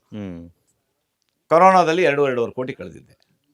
ಸೊ ಸ್ಟುಡಿಯೋ ಸ್ಟಾರ್ಟ್ ಮಾಡಿ ನಾನು ರಿಯಲ್ ಎಸ್ಟೇಟ್ ಬಿಟ್ಟ ಮೇಲೆ 20 ವರ್ಷಗಳಲ್ಲಿ ನಾನು ಕಟ್ಟಿದ್ದಂಥ ಬಡ್ಡಿ, ಸಾಲಗಳು, ಮಣ್ಣು ಮಸಿ 30 ಕೋಟಿ ಲಾಸ್ ಆಗಿದ್ರು. ನಂಬಲ್ಲ, ಯಾರೂ ಹೇಳಿದ್ರು. ಅವಾಗಲೇ ನೀವು ಹೇಳ್ತಾ ಇದ್ರಿ, ಲಾಸ್ ಅನ್ನುವಂಥದ್ದು ಅಂದರೆ ಪ್ರತಿಯೊಬ್ಬರ ಜೀವನದಲ್ಲೂ ಕೂಡ ಈ ಯಶಸ್ಸು ಅನ್ನುವಂಥದ್ದು, ಸೋಲು ಅನ್ನುವಂಥದ್ದು ತುಂಬ ಮುಖ್ಯ. ಬಟ್ ನಿಮ್ಮ ಜೀವನದಲ್ಲಿ ಬ್ಯಾಲೆನ್ಸಿಂಗ್ ಮಾಡ್ಕೊಂಡು ಹೋಗೋದಿದೆಯಲ್ಲ ಸರ್, ಒಂದು ಜೀವನ ಸರ್ ಇದು. ಇವತ್ತಿರ್ತೀವಿ, ನಾಳೆ ಹೋಗ್ತೀವಿ, ಈ ಕ್ಷಣದಲ್ಲಿ ನಾವು ಹೋಗಬಹುದು. ಬಟ್ ಅದು ಎದುರಿಸ್ಕೊಂಡು ಹೋಗೋದಿದೆಯಲ್ಲ, ಇಟ್ಸ್ ಅ ಚಾಲೆಂಜ್. ಅದು ಒಂದು ಎದ್ದು ನಿಂತ್ಕೊಳ್ಳುವಂಥದ್ದಿರ್ಬೋದು. ಇವತ್ತು ನೀವು ಇಲ್ಲಿ ಬಂದು ಒಂದು ರೆಸಾರ್ಟ್ ಮಾಡ್ತಾ ಇದ್ದೀರಾ, ಇಷ್ಟು ಸಿನಿಮಾಗಳನ್ನು ಮಾಡಿದ್ದೀರಾ, ಅಭಿನಯವನ್ನು ಮಾಡಿದ್ದೀರಾ, 55 ವರ್ಷಗಳನ್ನು ನೀವು ಕನ್ನಡ ಚಿತ್ರರಂಗದಲ್ಲಿ ಪೂರೈಸಿದ್ದೀರಾ ಅಂದರೆ ಇಟ್ಸ್ ನಾಟ್ ಈಸಿ ಸರ್ ಅದು. ಬಟ್ ನೀವು ಅವಾಗಲೇ ಹೇಳ್ತಾ ಇದ್ರಿ, ಇನ್ನೂ ನನಗೆ ಆ ತೃಪ್ತಿ ಇಲ್ಲ ಅನ್ನುವಂಥದ್ದು. ಮನುಷ್ಯನಿಗೆ ಆ ತೃಪ್ತಿ ಅನ್ನುವಂಥದ್ದು ಏನು ಸರ್? ಗೊತ್ತಿಲ್ಲ ನನಗೂ. ಅಂದರೆ ಸಣ್ಣದಾಗಿ ಎಕ್ಸಾಂಪಲ್ ಅವೆಲ್ಲ ಹೇಳಿದೆ ನಾನು ನಿಮಗೆ. ಒಂದು ಮ್ಯಾಕ್ಸ್ ಅನ್ನೋ ಸಿನಿಮಾದಲ್ಲಿ 2 ನಿಮಿಷ ಮಾಡಿದಂಥ ಪಾತ್ರಕ್ಕೆ ಬೆಳಗ್ಗೆ 6 ಗಂಟೆಗೆ ವಿಡಿಯೋ ಕ್ಲಿಪ್ ಕಳಿಸ್ತಾರಲ್ಲ, ಆವಾಗ ಸಿಗುತ್ತಲ್ಲ ಒಂದು ಒಂದು ಒಂದು ಏನು ಸಂತೋಷ, ಅದೇ ತೃಪ್ತಿ. ಅಬ್ಬಾ, ನಾನು ಮಾಡಿದ್ದೀನಿ, ಸಿನಿಮಾ ಮಾಡಿದಾಗ ಏನಪ್ಪ ಇಷ್ಟು ಚಿಕ್ಕ ಪಾತ್ರ ಅಂತ ಅಂದ್ಕೊಂಡು ಹೇಗಿದ್ದು ಅಂತ. ಭಾಳ ಕಷ್ಟಪಟ್ಟು ಮಾಡಿದ್ದೀನಿ ಒಂದು ಪಾತ್ರ. ಕಷ್ಟ ಅಂತ ಹೇಳ್ದ, ಒಂಥರ ಕಷ್ಟನೇ ಅದು. ಕುಲದಲ್ಲಿ ಕೀಳ್ಯಾವುದು ಈಗ ಬರುತ್ತೆ ಸಿನಿಮಾ. ಆ ಸಿನಿಮಾ ಗೆಲ್ಲುತ್ತಲ್ಲ, ಒಬ್ಬ ಹೊಸ ನಾಯಕ ನಟ, ಕರೆಕ್ಟ್, ಹೊಸ ಪ್ರೊಡ್ಯೂಸರು, ನಮ್ಮಂಥವ್ರನ್ನೆಲ್ಲ ನಂಬಿಕೊಂಡು ಅದಕ್ಕೆ ಮೇಲೆ ಹಣ ಸುರಿದಿದ್ದಾರೆ. ಯೋಗರಾಜ್ ಭಟ್ರು ಕತೆ, ಮನೋಮೂರ್ತಿ ಸಂಗೀತ, BK ಮನು ಅಂತ ಒಬ್ಬ ಹೊಸ ಅದ್ಭುತವಾದಂಥ ಛಾಯಾಗ್ರಾಹಕ, ಇಡೀ ತಂಡ ಶ್ರಮ ವಹಿಸಿ ಕೆಲಸ ಮಾಡಿದೆಯಲ್ಲ, ಆ ಸಿನಿಮಾ ಗೆಲ್ಲಬೇಕು. ಆ ಸಿನಿಮಾ ಗೆದ್ದಾಗ ಸಿಗುತ್ತಲ್ಲ ಸಂತೋಷ, ಅದು ತೃಪ್ತಿ, ಒಂದು ಆತ್ಮತೃಪ್ತಿ. ಅಯ್ಯಪ್ಪ, ನಾ ಕೆಲಸ ಮಾಡಿದ್ದಕ್ಕೂ ಸಿನಿಮಾ ಸಕ್ಸಸ್ ಆಯಿತು ಅಂತ. ಆ ಸಿನಿಮಾ ಸೋತಾಗ ಆಗೋ ಒಂದು ಇದಿದೆಯಲ್ಲ, ಡಿಸ್ಟರ್ಬು, ಅದನ್ನು ಹೇಳ್ಕೊಳ್ಳೋದಕ್ಕೆ ಆಗೋದೇ ಇಲ್ಲ. ಅಷ್ಟು ಡಿಸ್ಟರ್ಬು. ಯಾಕೆಂದರೆ ತನ್ನ ಜೀವನ ಎಲ್ಲ ದುಡಿದು ನಮ್ಮಂಥವ್ರ ಮೇಲೆ ಸುರಿದಿರ್ತಾರೆ ನಿರ್ಮಾಪಕ ದುಡ್ಡು. ಆ ಚಿತ್ರದ ನಿರ್ಮಾಪಕ ಸಂತೋಷ್ ಅಂದ್ಬಿಟ್ಟು ಆ ಮನುಷ್ಯನಿಗೆ ನಮಗೆ ಒಂದು ಸಿನಿಮಾ ಸೋಲ್ತು ಅಂತ ಆಗುತ್ತೆ ಅಷ್ಟೇ ನಮಗೆ ಕಲಾವಿದರಿಗೆ. ಆದರೆ ಕಲಾವಿದರು ಕಲಾವಿದರಾಗೇ ಇರ್ತಾರೆ. ರವಿಚಂದ್ರನ್ ಸರ್ ಒಂದು ಸತಿ ಹೇಳ್ತಾ ಇದ್ರು ಮನೆಗೆ ಹೋದಾಗ, ಏನೋ ವಿಷಯಕ್ಕೆ ಮಾತಾಡೋಕ್ಕೆ ಬಂದಾಗ ನಮ್ಮ ನೀಲಾಂಬರಿ ಟೈಮ್ನಲ್ಲಿ, once is A hero always is hero ಕಣೋ ಅಂತ. ಅದು ಯಾವ ಕಾನ್ಸೆಪ್ಟಿಗೆ ಬಂತು ಅಂತ ಗೊತ್ತಿಲ್ಲ, ಅವ್ರು ಹೇಳಿದ ಮಾತು ನೆನಪಿದೆ ನನಗೆ. ಆ ಥರ ಕಲಾವಿದ ಒಂದು ಸತಿ ಆದಮೇಲೆ ಗುರ್ತಿಸ್ಕೊಂಡ್ಮೇಲೆ ಅವನಿಗೆ ಕಲಾವಿದನಿಗೆ ಅಭಿಮಾನಿಗಳಿದ್ದೇ ಇರ್ತಾರೆ. ಅದು ಶಾಶ್ವತ, ಅವ್ನು ಸಾಯೋವರೆಗೂ ಇದ್ದೇ ಇರುತ್ತೆ ಅಭಿಮಾನಿಗಳು. ಆದರೆ ನಿರ್ಮಾಪಕ ಆ ಥರ ಅಲ್ಲ. ಯಾಕೆ ನಾನೊಬ್ಬ ನಿರ್ಮಾಪಕನಾಗಿ ನಾನು ಅನುಭವಿಸಿರೋ ನೋವುಗಳು ನನಗೆ ಗೊತ್ತಿರೋದ್ರಿಂದ ಹೇಳ್ತಾ ಇದ್ದೀನಿ. ಕುಲದಲ್ಲಿ ಕೀಳಾವುದು ಅನ್ನೋ ಒಂದು ಸಿನಿಮಾ ಗೆಲ್ಲಬೇಕು ಅಂತ ಅಂದ್ಬಿಟ್ಟು. ಯಾಕೆ ಮಾಡಿದವ್ರು ಬಂದರು ದೊಡ್ಡ ಹೀರೋ ಅಲ್ಲ, ನಾವೆಲ್ಲ ದೊಡ್ಡ ಕಲಾವಿದರಲ್ಲ, ನಮ್ಮ ಮೇಲೆಲ್ಲ ಬಂಡವಾಳ ಸುರಿದಿದ್ದಾರಲ್ಲ ಸಿನಿಮಾಗೆ. ನಿಜವಾಗ್ಲೂ ಆ ಮನುಷ್ಯ ಗೆಲ್ಲಬೇಕು, ಆ ನಿರ್ಮಾಪಕ. ಆ ಥರ ಹಲವಾರು ನಿರ್ಮಾಪಕರು ಬರ್ತಾ ಇದ್ದಾರೆ. ಗೆಲ್ಲಬೇಕು, ಓಕೆ, ನಾನು ಒಪ್ಕೋತೀನಿ ಸರ್ ಆ ವಿಚಾರಗಳನ್ನ. ಆದರೆ ಒಬ್ಬ ಅಂದರೆ ನೀವು ಎಲ್ಲ ರೀತಿಯಾದ ಸಿನಿಮಾಗಳನ್ನ ನೋಡಿದ್ರಿ, ಇಷ್ಟು ವರ್ಷಗಳ ಕಾಲ ನೋಡಿದ್ರಿ ನೀವು. ನಮ್ಮ ಕನ್ನಡ ಚಿತ್ರರಂಗವನ್ನು ಹತ್ತಿರದಿಂದ ಬಲ್ಲವರಾಗಿ, ದೊಡ್ಡ ದೊಡ್ಡ ಸ್ಟಾರ್ಗಳ ಜೊತೆ ಕೆಲಸ ಮಾಡಿರೋರಾಗಿ. ಬಟ್ ಇವತ್ತಿನ ಒಂದು ಅಂದರೆ ಚಲನಚಿತ್ರ ರಂಗ ಅನ್ನುವಂಥದ್ದು ಇರ್ಬೋದು, ಚಿತ್ರಮಂದಿರಗಳಿರಬಹುದು, ಮಗದೊಂದು ಎಲ್ಲವೂ ಕೂಡ ನಿರ್ಮಾಪಕನಿಗೆ ಎಲ್ಲೋ ಒಂದು ಕಡೆ ಸೋಲನ್ನು ಉಂಟು ಮಾಡ್ತಾ ಇರುವಂಥದ್ದು. ಹಾಕಿರೋ ಬಂಡವಾಳಗಳು ವಾಪಸ್ ಬರಲ್ಲ, ಥಿಯೇಟರ್ಗಳು ಸಿಗಲ್ಲ, ಇವಾಗೆಲ್ಲ ಮಲ್ಟಿಪ್ಲೆಕ್ಸ್ಗಳು, ಸಿಂಗಲ್ ಸ್ಕ್ರೀನ್ಗಳಿಲ್ಲ.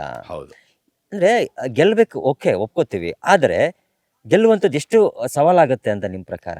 ದೊಡ್ಡ ಸವಾಲು ಗೆಲ್ಲಬೇಕು. ಯಾಕಂದರೆ ಹೆತ್ತವ್ರಿಗೆ ಹೆಗ್ಣ ಮುದ್ದು ಅಂದಂಗೆ ನಾವು ಮಾಡೋವಾಗ ನಮ್ಮ ಸಿನಿಮಾ ನಮ್ಗೆ ಸರಿಯಾಗೇ ಇರುತ್ತೆ. ಕರೆಕ್ಟ್. ಆದರೆ ಆ ಸಿನಿಮಾ ಒಂದು ರೂಪುಗೊಳ್ಳೋದಕ್ಕೆ ಒಂದು ಇಡೀ ತಂಡದ ಅವಶ್ಯಕತೆ ಇರುತ್ತೆ. ಒಬ್ಬರು ಮಾಡೋಕ್ಕಾಗಲ್ಲ, ಒಬ್ಬ ನಿರ್ಮಾಪಕ ಮಾಡೋಕ್ಕಲ್ಲ, ಒಬ್ಬ ನಿರ್ದೇಶಕ ಮಾಡೋಕ್ಕಲ್ಲ. ನಿರ್ದೇಶಕ ಕ್ಯಾಪ್ಟನ್ ಆಫ್ ದಿ ಶಿಪ್ ಒಪ್ಕೊಳ್ತೀನಿ. ಆದರೆ ಎಲ್ಲರ ಶ್ರಮ ಇರುತ್ತೆ, ಕಲಾವಿದರ ಶ್ರಮ ಇರುತ್ತೆ, ತಂತ್ರಜ್ಞರ ಶ್ರಮ ಇರುತ್ತೆ, ಎಲ್ಲನೂ ಇರುತ್ತೆ. ಆದರೆ ಆ ನಿರ್ದೇಶಕನ ನಂಬ್ಕೊಂಡು ದುಡ್ಡು ಹಾಕಿರ್ತಲ್ಲ, ಫಸ್ಟ್ ಆ ಮನುಷ್ಯ ಗೆಲ್ಲಬೇಕು ಅಂತೀನಿ. ಆದರೆ ಇವತ್ತಿನ ದಿನ ನಾವೇ ಕಾಂಪಿಟೇಷನ್. 8ರಿಂದ 10 ಸಿನಿಮಾ ರಿಲೀಸ್ ಆಗ್ತಾ ಇದೆ. Morning show lack of the audience ಆಗಿ ಶೋಗಳು ಕ್ಯಾನ್ಸಲ್ ಆಗ್ತಾ ಇದೆ. ಅದನ್ನು ಯಾವ ನಿರ್ಮಾಪಕನೂ ಅರ್ಥಕೊಳ್ತಾ ಇಲ್ಲ. ಏನು ಅಂತಂದರೆ ಬಂದಿದ ತಕ್ಷಣ ಸಬ್ಸಿಡಿಗೆ ಅಷ್ಟು ಬರುತ್ತೆ, OTTಗೆ ಇಷ್ಟು ಬರುತ್ತೆ ಅಂತ ದಾರಿ ತಪ್ಪಿಸೋರೆ ತುಂಬ ಜನ ಇರ್ತಾರೆ. ತುಂಬ ಜನ ಇದ್ದಾರೆ ಇಂಡಸ್ಟ್ರಿಯಲ್ಲಿ, ನಾನು ನೋಡಿದ್ದೀನಿ. ನನ್ನ ಹತ್ರ ಈಗಲೂ ಬರ್ತಾ ಇರ್ತಾರೆ, ಒಂದು 50 ಲಕ್ಷ ಇಟ್ಕೊಂಡಿದ್ವಿ, ಸಿನಿಮಾ ಮಾಡೋಣ, ನೀವು ನಮಗೆ ಬ್ಯಾಕಪ್ ಆಗಿ ನಿಂತ್ಕೊಳ್ಳಿ ಅಂತ. ಲೈಫಲ್ಲ ಕೆಲಸ ಮಾಡಲ್ಲಪ್ಪ ನಾನು ಅಂತೀನಿ. 50 ಲಕ್ಷದಲ್ಲಿ ಖಂಡಿತ ಸಿನಿಮಾ ಆಗಲ್ಲ, ನೀನು ಬೇರೆ ನಿನ್ನ ವ್ಯಾಪಾರ ಏನಿದೆಯೋ ಅದು ಮಾಡ್ಕೊಳ್ಳಿ ಅಂತೀನಿ. ನೀವು ನಂಬಿ ಬಿಟ್ಟರೆ ಬಿಡಿ. ಸುಮಾರು ಜನ, ಒಂದು 100 ಜನಕ್ಕೆ ಹೇಳಿ ಕಳಿಸಿದ್ದೀನಿ ವಾಪಸ್ಸು. 100 ಜನಕ್ಕೆ ಹೇಳಿ ಕಳಿಸಿದ್ದೀನಿ ವಾಪಸ್ಸು. ನಾನು ಮಾಡಬೇಡಿ, ದುಡ್ಡು ಮಾಡಬೇಡಿ, ಸಿನಿಮಾ ಮಾಡಬೇಡಿ, ಹೋಗಿ ಮಾಡ್ತೀರಾ ನೀವು ಮಾಡಿ, ದುಡ್ಡು ಪೇಷನ್ಸ್ ಇಟ್ಕೊಳ್ಳಿ, ಒಳ್ಳೆ ಕತೆ ಹುಡುಕಿ, ಕತೆಗೋಸ್ಕರ ಒಂದು 6 ತಿಂಗಳು ಕೆಲಸ ಮಾಡಿ, ಒಳ್ಳೆ ಸ್ಕ್ರೀನ್ ಪ್ಲೇ ರೆಡಿ ಮಾಡ್ಕೊಳ್ಳಿ, ಆಮೇಲೆ ತಕ್ಕ ಕಲಾವಿದರನ್ನ ಇಟ್ಕೊಂಡು ಮಾಡಿ ಕೆಲಸ. ಯಾರೋ ಒಬ್ಬರು ನಿರ್ದೇಶಕರು ಸಿಕ್ಕಿದ್ರು, ಅವ್ರು ನಿಮ್ಗೆ ಏನೇನೋ ಹೇಳಿದ್ದಾರೆ. ಎಷ್ಟೋ ಜನ ನನಗೆ ಗೊತ್ತಿಲ್ಲದೆ, ನಾನು ಚೇಂಬರಲ್ಲಿ ನಾನೊಂದು ನಮಗೆ ಮೆಂಬರ್ಶಿಪ್ ಕಮಿಟಿ ಅಂತ ಒಂದಿರುತ್ತೆ, ಅಲ್ಲಿ ನಿರ್ಮಾಪಕರಿಗೆ ಪಾಠ ಹೇಳಬೇಕು ಅಂತ ಅಂದ್ಬಿಟ್ಟು, ಗೊತ್ತಿಲ್ಲದೆ ಇರೋರಿಗೆ ತಿಳುವಳಿಕೆ ಕೊಡಬೇಕು. ಪಾಠ ಹೇಳೋಕ್ಕೆ ನಾವ್ಯಾರೂ ಅಲ್ಲ, ತಿಳುವಳಿಕೆ ಹೇಳಬೇಕು ಅಂತ ಒಂದು ಮೀಟಿಂಗ್ ಇದ್ದಾಗ, ನನಗೆ ಗೊತ್ತಿರೋ ಫ್ರೆಂಡ್ಸೇ ಬಂದಲ್ಲಿ ಮೀಟಿಂಗ್ ಬಂದಿರೋದು, ಅವ್ರು ಸಿನಿಮಾ ಮಾಡ್ತಾ ಇದ್ದೀನಿ ಒಂದು ಮಾತು ಹೇಳಲ್ಲ ನನಗೆ. ನಾನು ಆ ಕ್ಷಣದಲ್ಲಿ ಒಬ್ಬ ಡೈರೆಕ್ಟರ್ ಜೊತೆಗೆ ಅಪ್ಲಿಕೇಶನ್ ಇಟ್ಕೊಂಡು ಬಂದಿರ್ತಾರೆ, ನೀವು ಸಿನಿಮಾ ಮಾಡಬೇಡಿ ಅಂತ ಹೇಳಿ ಕೇಳ್ಸೋಕ್ಕಾಗತ್ತಾ? ಆ ನಿರ್ದೇಶಕನ ಮೇಲೆ ನನ್ನ ಹೊಟ್ಟೆ ಮೇಲೆ ಹೊಡಿಯೋದಕ್ಕಾಗತ್ತಾ? ಕರೆಕ್ಟ್. ಏನಣ್ಣ ನೀನು ಒಂದು ಮಾತು ಹೇಳಿಲ್ಲ ನನಗೆ ಅಂತಾರೆ ಎಷ್ಟೋ ಜನ. ಹೆಂಗೆ ಹೇಳಿ? ನೀನು ಪರ್ಸ್ನಲ್ ಆಗಿ ಬಂದು ನನಗೆ ಕೇಳು. 10 ಜನದ ಮುಂದೆ ನಾನು ಹೇಳೋಕ್ಕಾಗಲ್ಲ ನಿನಗೆ. ನೀನು ಪರ್ಸ್ನಲ್ ಆಗಿ ಬಂದು ಕೇಳಿದ್ರೆ, ಒಂದು ಸಿನಿಮಾ ಹೀಗೆ ಮಾಡ್ಬೋದು, ಹೀಗೆ ಮಾಡಬಾರ್ದು, ಏನು ಒಳ್ಳೇದು ಕೆಟ್ಟದ್ದು ನನಗೆ ಗೊತ್ತಿರೋದನ್ನ ನಾನು ಹೇಳ್ತೀನಿ. ನಾನೇನು ಸರ್ವಜ್ಞ ಅಲ್ಲ, ಎಲ್ಲ ನನಗೆ ಗೊತ್ತಿದೆ ಅಂತ ನಾನು ಹೇಳೋಕ್ಕಾಗಲ್ಲ. ಎಲ್ಲ ನನಗೆ ಗೊತ್ತಿದೆ ಅಂತ ಅಂದ್ಬಿಟ್ರೆ ಅವತ್ತಿನ ದಿನ ನಮ್ಮ ಲೈಫ್ ಎಂಡು. ಇವತ್ತಿನ ಪ್ರಕಾರ ನಾನು ತಿಳ್ಕೊಂಡಿರೋಂಗೆ ಇನ್ನೂ ಎಷ್ಟೋ ಇದೆ ಕಲಿಯೋದು. ಇಂಗ್ಲೀಷು ಅಕ್ಷರ ಮಾಲಿಕೆಯಲ್ಲಿ 26 ಅಕ್ಷರ ಇದ್ದರೆ, ನಾನು 54 ವರ್ಷಕ್ಕೆ 5.5 ಅಕ್ಷರನೇ ಕಲ್ತಿರೋದು. ನಾನು ಇನ್ನು ಕಲಿಯುವಂಥದ್ದು 21.5 ಅಕ್ಷರ ಇದೆ ನನಗೆ. 21 ಅಕ್ಷರ ಇದೆ ಕಲಿಬೇಕು. ತಿದ್ದುತ್ತಾ ಇರಬೇಕು, ಗುಂಡ್ತಾ ಇರಬೇಕು, ಬರಿತಾ ಇರಬೇಕು, ಗುಂಡಿಗೆ ಬರೋವರೆಗೂ. ಅದು ನಮ್ಮ ಜೀವನ. ಸೊ ಮರ ಇದೆ ನೋಡಿ, ಈ ಮರಕ್ಕಿಂತ ದೊಡ್ಡ ಮರ ಇದ್ದೇ ಇರುತ್ತೆ. ಈ ಮರ ನಾನು ಇಲ್ಲಿ ಹಾಕಿದಾಗ 1 ಅಡಿ ಸಸಿ 4 ವರ್ಷಕ್ಕೆ ಹಿಂದೆ. ನಾನು ಇಲ್ಲಿ ಉಳ್ಕೊಳಕ್ಕೆ ಬಂದಾಗ ದಿನ ಇಲ್ಲಿ ಕೂತ್ಕೊಂಡು ಇದು ಎಷ್ಟು ದೊಡ್ಡದಾಗಿದೆ ಅಂತ ನಾನು ಆ ಮೇಲ್ಗಡೆ ನಿಂತ್ಕೊಂಡು ನನ್ನ ಅಳತೆಗೆ ನೋಡ್ಕೊಂಡು ಯೋಚನೆ ಮಾಡ್ತಿದ್ದೆ. ಇವಾಗ ಅದು ಮೀರಿ ಬೆಳೆದು ಬಿಟ್ಟಿದೆ. ಇದು ಎಲ್ಲಿವರೆಗೂ ಬೆಳೆಯುತ್ತೆ ಗೊತ್ತಿಲ್ಲ ನನಗೆ. ಸೊ ಅದೇ ನಮ್ಮ ವ್ಯಕ್ತಿತ್ವನೂ ಹಾಗೆ ರೂಪಿಸ್ಕೋಬೇಕು. ನಾವು ಕಲಿತಾ ಹೋಗಬೇಕು. ಹೇಗೆ ಮರ ದಿನ ನೀರು ಕುಡಿದು, ಗಾಳಿ ಕುಡಿದು, ಗೊಬ್ಬರ ಹಾಕಿದ್ರೆ ತಿಂದು ಮರ ಹೇಗೆ ಬೆಳೆಯುತ್ತೋ, ವ್ಯಕ್ತಿತ್ವನೂ ಹಾಗೆ ಅಲ್ವಾ? ನಿಮ್ಮಂಥವ್ರ ಜನಗಳ ಸಂಪರ್ಕ ಆಗಬೇಕು, ಹ್ಮ್ ಒಬ್ಬೊಬ್ಬರಿಂದ ಒಂದು ಪಾಠ ಕಲಿಬೇಕು, ಆ ಪಾಠಗಳು ನಮ್ಮಲ್ಲಿ ಸೇರಿಸ್ಕೋಬೇಕು, ನಾವು ಅಳವಡಿಸ್ಕೋಬೇಕು ನಮ್ಮ ಜೀವನದಲ್ಲಿ. ಹಾಗೆಯೇ ನಮ್ಮ ವ್ಯಕ್ತಿತ್ವನ ನಾವು ರೂಪುಗೊಳಿಸ್ತಾ ಹೋಗಬೇಕು, ಒಂದು ಮೋಲ್ಡ್ ಮಾಡ್ತಾ ಹೋಗಬೇಕು. ಯಾವುದೂ ಒಂದೇ ದಿನಕ್ಕೆ ಬರೋದಿಲ್ಲ, ಯಾರಿಗೂ ಬರೋದಿಲ್ಲ. ನಿಜ ಸರ್ ಅದು. ಯಾಕಂದ್ರೆ ಆ, ಒಬ್ಬ ಮನುಷ್ಯ ಅದೆಷ್ಟು ಪೆಟ್ಟು ತಿಳ್ತಾನೆ, ಅದಾದ್ಮೇಲೆ ಒಂದು ಕಲ್ಲು ಒಂದು ಶಿಲೆ ಆಗಿ ಸಾಧ್ಯ ಅಂತಾರೆ. ಹೌದು, ಅಂದ್ರೆ ಆ ನೋವುಗಳು ಅನುಭವಗಳು ಆ ಮನುಷ್ಯನ ಮೇಲೆ ಬಿದ್ದಾಗ ನೀವು ಹೇಳ್ದಂಗೆ ಕಲಿಕೆ ಅನ್ನುವಂಥದ್ದು ನಿರಂತರ ಅದು. ಅದಕ್ಕೆ ಎಂಡಿಲ್ಲ. ಸೊ ಅಣ್ಣವರೇ ಹೇಳ್ತಾ ಇದ್ರು, ನಾನು ಇನ್ನೂ ಏನೂ ಗೊತ್ತಿಲ್ಲ, ನನಗೆ ಇನ್ನೂ ಕಲಿಯೋದು ತುಂಬ ಇದೆ ಅಂತ ದೊಡ್ಡ ಮೇರು ನಟನೆ ಹೇಳ್ತಾ ಇದ್ರು. ಬಟ್ ಹೌದು. ಅಂಥದ್ರಲ್ಲಿ ಇವತ್ತು ಏನಾಗ್ತಿದೆ ಅಂತಂದ್ರೆ, ಇವತ್ತು ಒಂದು ಸಿನಿಮಾ ಮಾಡಿರ್ತಾರೆ, ನಾನೇ ಅನ್ನೋ ಥರ ಹೇಳ್ತಾರೆ. ಅಂದ್ರೆ ಅದು ನೋಡ್ತಾ ಇರ್ತೀವಿ. ಆ ಥರದ್ದಿದ್ದಾಗ ಅಂಥವ್ರಿಗೆ ಏನು ಹೇಳ್ತೀರಾ ನೀವು ಅಂತ? ಈ ಹೇಳೋಕ್ಕೇನು ಆಗಲ್ಲ. ಅವತ್ತಿನ ದಿನ ಅವರೇ ರಾಜರು, ಅವರೇ ಕ್ಯಾಪ್ಟನ್, ನಾವು ಹೇಳಬಾರ್ದು. ಹೇಳಿದ್ರೆ ನಾವು ನಿನಗೇನು ಗೊತ್ತಿಲ್ಲ ಅಂತಾರೆ. ಆದರೂ ನಾನು ಇವತ್ತು ಯಾವುದೇ ಸಿನಿಮಾಗೆ ಹೋಗಲಿ, ಗೊತ್ತಿರೋ ಡೈರೆಕ್ಟರ್ಗಳಿರಲಿ, ಗೊತ್ತಿಲ್ಲದಿರೋ ಕೆಲವು ಡೈರೆಕ್ಟರ್ಗಳು ನೋಡಿದ್ದೀನಿ ನಾನು. ಕೆಲವು ಡೈರೆಕ್ಟರ್ಗಳು ಶೋ ಆಫ್ ಜಾಸ್ತಿ ಇರುತ್ತೆ. ಕರೆಕ್ಟ್. ಅದಿಂಥವ್ರು ಅಂತ ನಾವು ಹೇಳಕ್ಕೆ ಹೋಗಲ್ಲ. ಹ್ಮ್ ಮೈಕ್ ಇಟ್ಕೊಂಡು ಕಿರಿಸ್ತಾ ಇರ್ತಾರೆ. ಕರೆಕ್ಟ್. ಇನ್ನು ಕೆಲವು ಡೈರೆಕ್ಟರ್ಗಳಿದ್ದಾರೆ, ದೊಡ್ಡ ಡೈರೆಕ್ಟರ್ಗಳು, ಹೆಸರು ಮಾಡಿರ್ತಾರೆ. ನಾನೇನೋ ಒಂದು ನನ್ನ ಅನುಭವಕ್ಕೆ ಬಂದಿರೋದು ಹೇಳ್ತಾ ಇದ್ದೀನಿ. ನಾವೇನೋ ಒಂದು ಸಣ್ಣ ಮಿಸ್ಟೇಕ್ ಮಾಡಿದರೆ ಅವರು ಮಾನಿಟ್ರ್ ಬಿಟ್ಟು ಎದ್ದು ನಮ್ಮ ಪಕ್ಕಕ್ಕೆ ಬಂದು ಮೆದು ಮಾತಿನಲ್ಲಿ ಹೇಳ್ತಾರೆ, ಹ್ಮ್ ನೀವು ಮಾಡಿದ್ದು ಕರೆಕ್ಟಾಗಿದೆ, ಆದರೆ ನನಗೆ ಸ್ವಲ್ಪ ಈ ರೀತಿ ಬೇಕು, ಈ ರೀತಿ ಚೇಂಜ್ ಮಾಡ್ಕೊಳ್ಳಿ ನಿಮ್ಮ ಡೈಲಾಗು ಅಂತ. ಹ್ಮ್ ಸೊ ಎರಡೂ ನಾನು ಕಣ್ಣಲ್ಲಿ ನೋಡ್ತಾ ಇದ್ದೀನಿ. ಹ್ಮ್ ಅದಕ್ಕೆ ನಾನೇನು ಮಾಡಿದ್ದೀನಿ ಅಂತಂದರೆ, ಫಸ್ಟ್ ಶಾಟ್ ಓಕೆ ಆಗುತ್ತಲ್ವಾ, ಹ್ಮ್ ಫಸ್ಟ್ ಶಾಟ್ ಆಗಿದ ತಕ್ಷಣ ಅವ್ರ ಹತ್ರ ಹೋಗ್ತೀನಿ. ಚಿಕ್ಕ ಹುಡುಗರಾದರೆ ಹೆಗಲ ಮೇಲೆ ಕೈ ಹಾಕ್ಕೊಂಡಂಗೆ ಪಕ್ಕಕ್ಕೆ ಕರ್ಕೊಂಡೋಗಿ, ನಾನು ಮಾಡಿದ್ದು ನಿಮಗೆ ಸಮಾಧಾನ ಆಯಿತಾ, ಏನೇ ಕರೆಕ್ಷನ್ ಬೇಕಾದರೂ ಸೀನಿಯರ್ ಅನ್ನೋದೊಂದು ಇರುತ್ತೆ, ಏನು ಹೇಳಕ್ಕೆ ಹೋಗಲ್ಲ ಕೆಲವರು. ಹೌದು ಹೌದು ಹೌದು. ಆಮೇಲೆ ಸ್ಕ್ರಿಪ್ಟ್ ಓದೋವಾಗ ಮೊದಲೇ ಹೇಳ್ಕೊಡ್ತೀನಿ, ಈ ಸ್ಕ್ರಿಪ್ಟಲ್ಲಿ ಈ ಶಬ್ದಗಳು ನನ್ನ ಬಾಯಿಗೆ ಬರ್ತಾ ಇಲ್ಲ, ಹ್ಮ್ ಎಲ್ಲ ಶಬ್ದಗಳು ಎಲ್ಲರ ಬಾಯಿಗೂ ಬರಲ್ಲ, ಬರಲ್ಲ.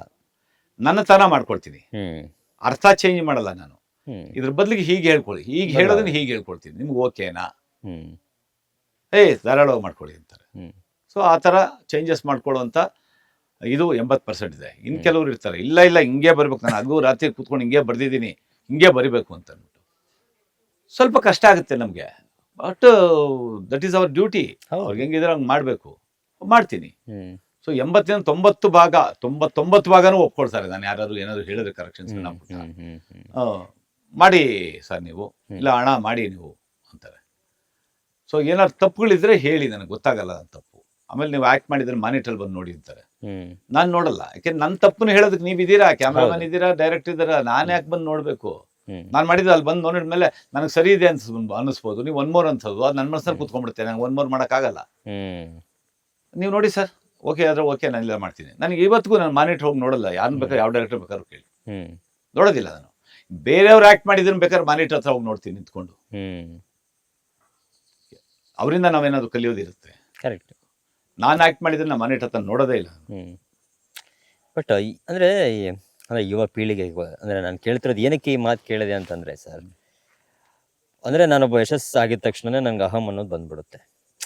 ಅಂದ್ರೆ ನನ್ನ ಮುಂದೆ ಯಾರೂ ಇಲ್ಲ, ಹೌದು, ನಾನೇ ರಾಜ, ನಾನು ಹೇಳ್ದಂಗೆ ಆಗಬೇಕು, ನಂದೇ. ಅಂದರೆ ಇವತ್ತಿನ ಜನ್ರೇಷನ್ ಬಗ್ಗೆ ನಾನು ಹೇಳ್ತಿರುವಂಥದ್ದು, ಇವತ್ತು ನಡೀತಾ ಇರುವಂತಹ ಅಂದರೆ ಸಾಕಷ್ಟು ಇವತ್ತು ಡಿಜಿಟಲೀಕರಣ ಆದಮೇಲೆ ಸೋಷಿಯಲ್ ಮೀಡಿಯಾಗಳೆಲ್ಲ ದೊಡ್ಡದಷ್ಟು ಅಂದರೆ ಅವರು ಸ್ಟಾರ್ಗಳಾಗ್ತಾ ಇದ್ದಾರೆ, ಅಂದರೆ ಜನಗಳು ಬೆಳೆಸ್ತಾ ಇದ್ದಾರೆ. ಹೌದು, ಈ ಥರದವರೆಲ್ಲ ಬಂದಾಗ ಏನಾಗುತ್ತೆ ಅಂದರೆ, ಎಲ್ಲೋ ಒಂದು ಕಡೆ ನಮ್ಮ ಚಿತ್ರರಂಗಕ್ಕೆ ತುಂಬ ಒಂದು ಎಫೆಕ್ಟ್ ಅಂತಲೇ ಹೇಳ್ಬಹುದು. ಹೌದು. ಯಾಕಂತಂದರೆ ಚಿತ್ರರಂಗಕ್ಕೆ ತನ್ನದೇ ಆದಂತಹ ದಶಕಗಳಿಂದ ಇತಿಹಾಸ ಇದೆ, ತನ್ನದೇ ಆದಂತಹ ಒಂದು ಒಂದು ಘನತೆ ಗೌರವದಿಂದ ಕಾಪಾಡ್ಕೊಂಡು ಬಂದಿದ್ದೀರಾ ನೀವು. ಹೌದು. ಬಟ್ ಎಲ್ಲೋ ಒಂದು ಕಡೆ ಕೆಲವೊಂದಿಷ್ಟು ವಿಚಾರಗಳಿಂದ ಇಂಡಸ್ಟ್ರಿಗೆಲ್ಲ ಒಂದು ಕಡೆ ತೊಂದರೆ ಆಗ್ತಿರುವಂಥದ್ದನ್ನ ಕಂಡಿದ್ದೀರಾ ಅಂತ? ಯಾವ ವಿಚಾರ ಅಂತೀರಾ? ಅಂದ್ರೆ ಅದೇ ಸರ್, ಈ ಬೆಳವಣಿಗೆ ವಿಚಾರ ಇರಬಹುದು. ಅಂದ್ರೆ ಚಿತ್ರರಂಗದ ಆಲ್ರೆಡಿ ಬೆಳೆದು ಎಷ್ಟೋ ವರ್ಷಗಳಾಗಿದೆ, ಅದನ್ನ ಬೆಳೆಸುವಂಥದ್ದು ನಮ್ಗೆ ಏನಿಲ್ಲ ಇಲ್ಲಿ. ಯಾಕಂದ್ರೆ ಹೌದು. ಅಣ್ಣವ್ರು ಇರ್ಬೋದು, ಎಷ್ಟೋ ವರ್ಷಗಳಿಂದ ಇತಿಹಾಸ ಇರುವಂಥದ್ದು ನಮ್ಮ ಚಿತ್ರರಂಗಕ್ಕೆ. ಹೌದು. ಬಟ್ ಈ ತರದ ಚಿಕ್ಕಪುಟ್ಟ ಕೆಲವೊಂದಿಷ್ಟು ಅದು ಕಲಾವಿದರು ದಿನ ಬೆಳಿಗ್ಗೆ ನೋಡ್ತೀವಿ, ನಾವು ಹೋದಾಗ ಸ್ಪಾಟಲ್ಲಿ ನೋಡ್ತೀವಿ. ಏನು ಮಾಡೋಕ್ಕಾಗಲ್ಲ ಆ ಥರ. ಕಾಲಾಯ ತಸ್ಮೈ ನಮಃ, ಕಲ್ತ್ಕೊಳ್ತಾರೆ ಅವ್ರು, ಬುದ್ಧಿ ಕಲ್ತ್ಕೊಳ್ತಾರೆ ಒಂದಲ್ಲ ಒಂದು ಟೈಮ್ನಲ್ಲಿ. ಯಾವತ್ತೋ ಒಂದು ದಿನ ಅಂತಾರೆ, ಇಂಥವ್ರು ಈ ದಿನ ಈ ಮಾತು ಹೇಳಿದ್ರು ಅದು ಸರಿ ಅಂತ ಅಂತಾರೆ. ಏನು ಮಾಡೋಕ್ಕಾಗಲ್ಲ.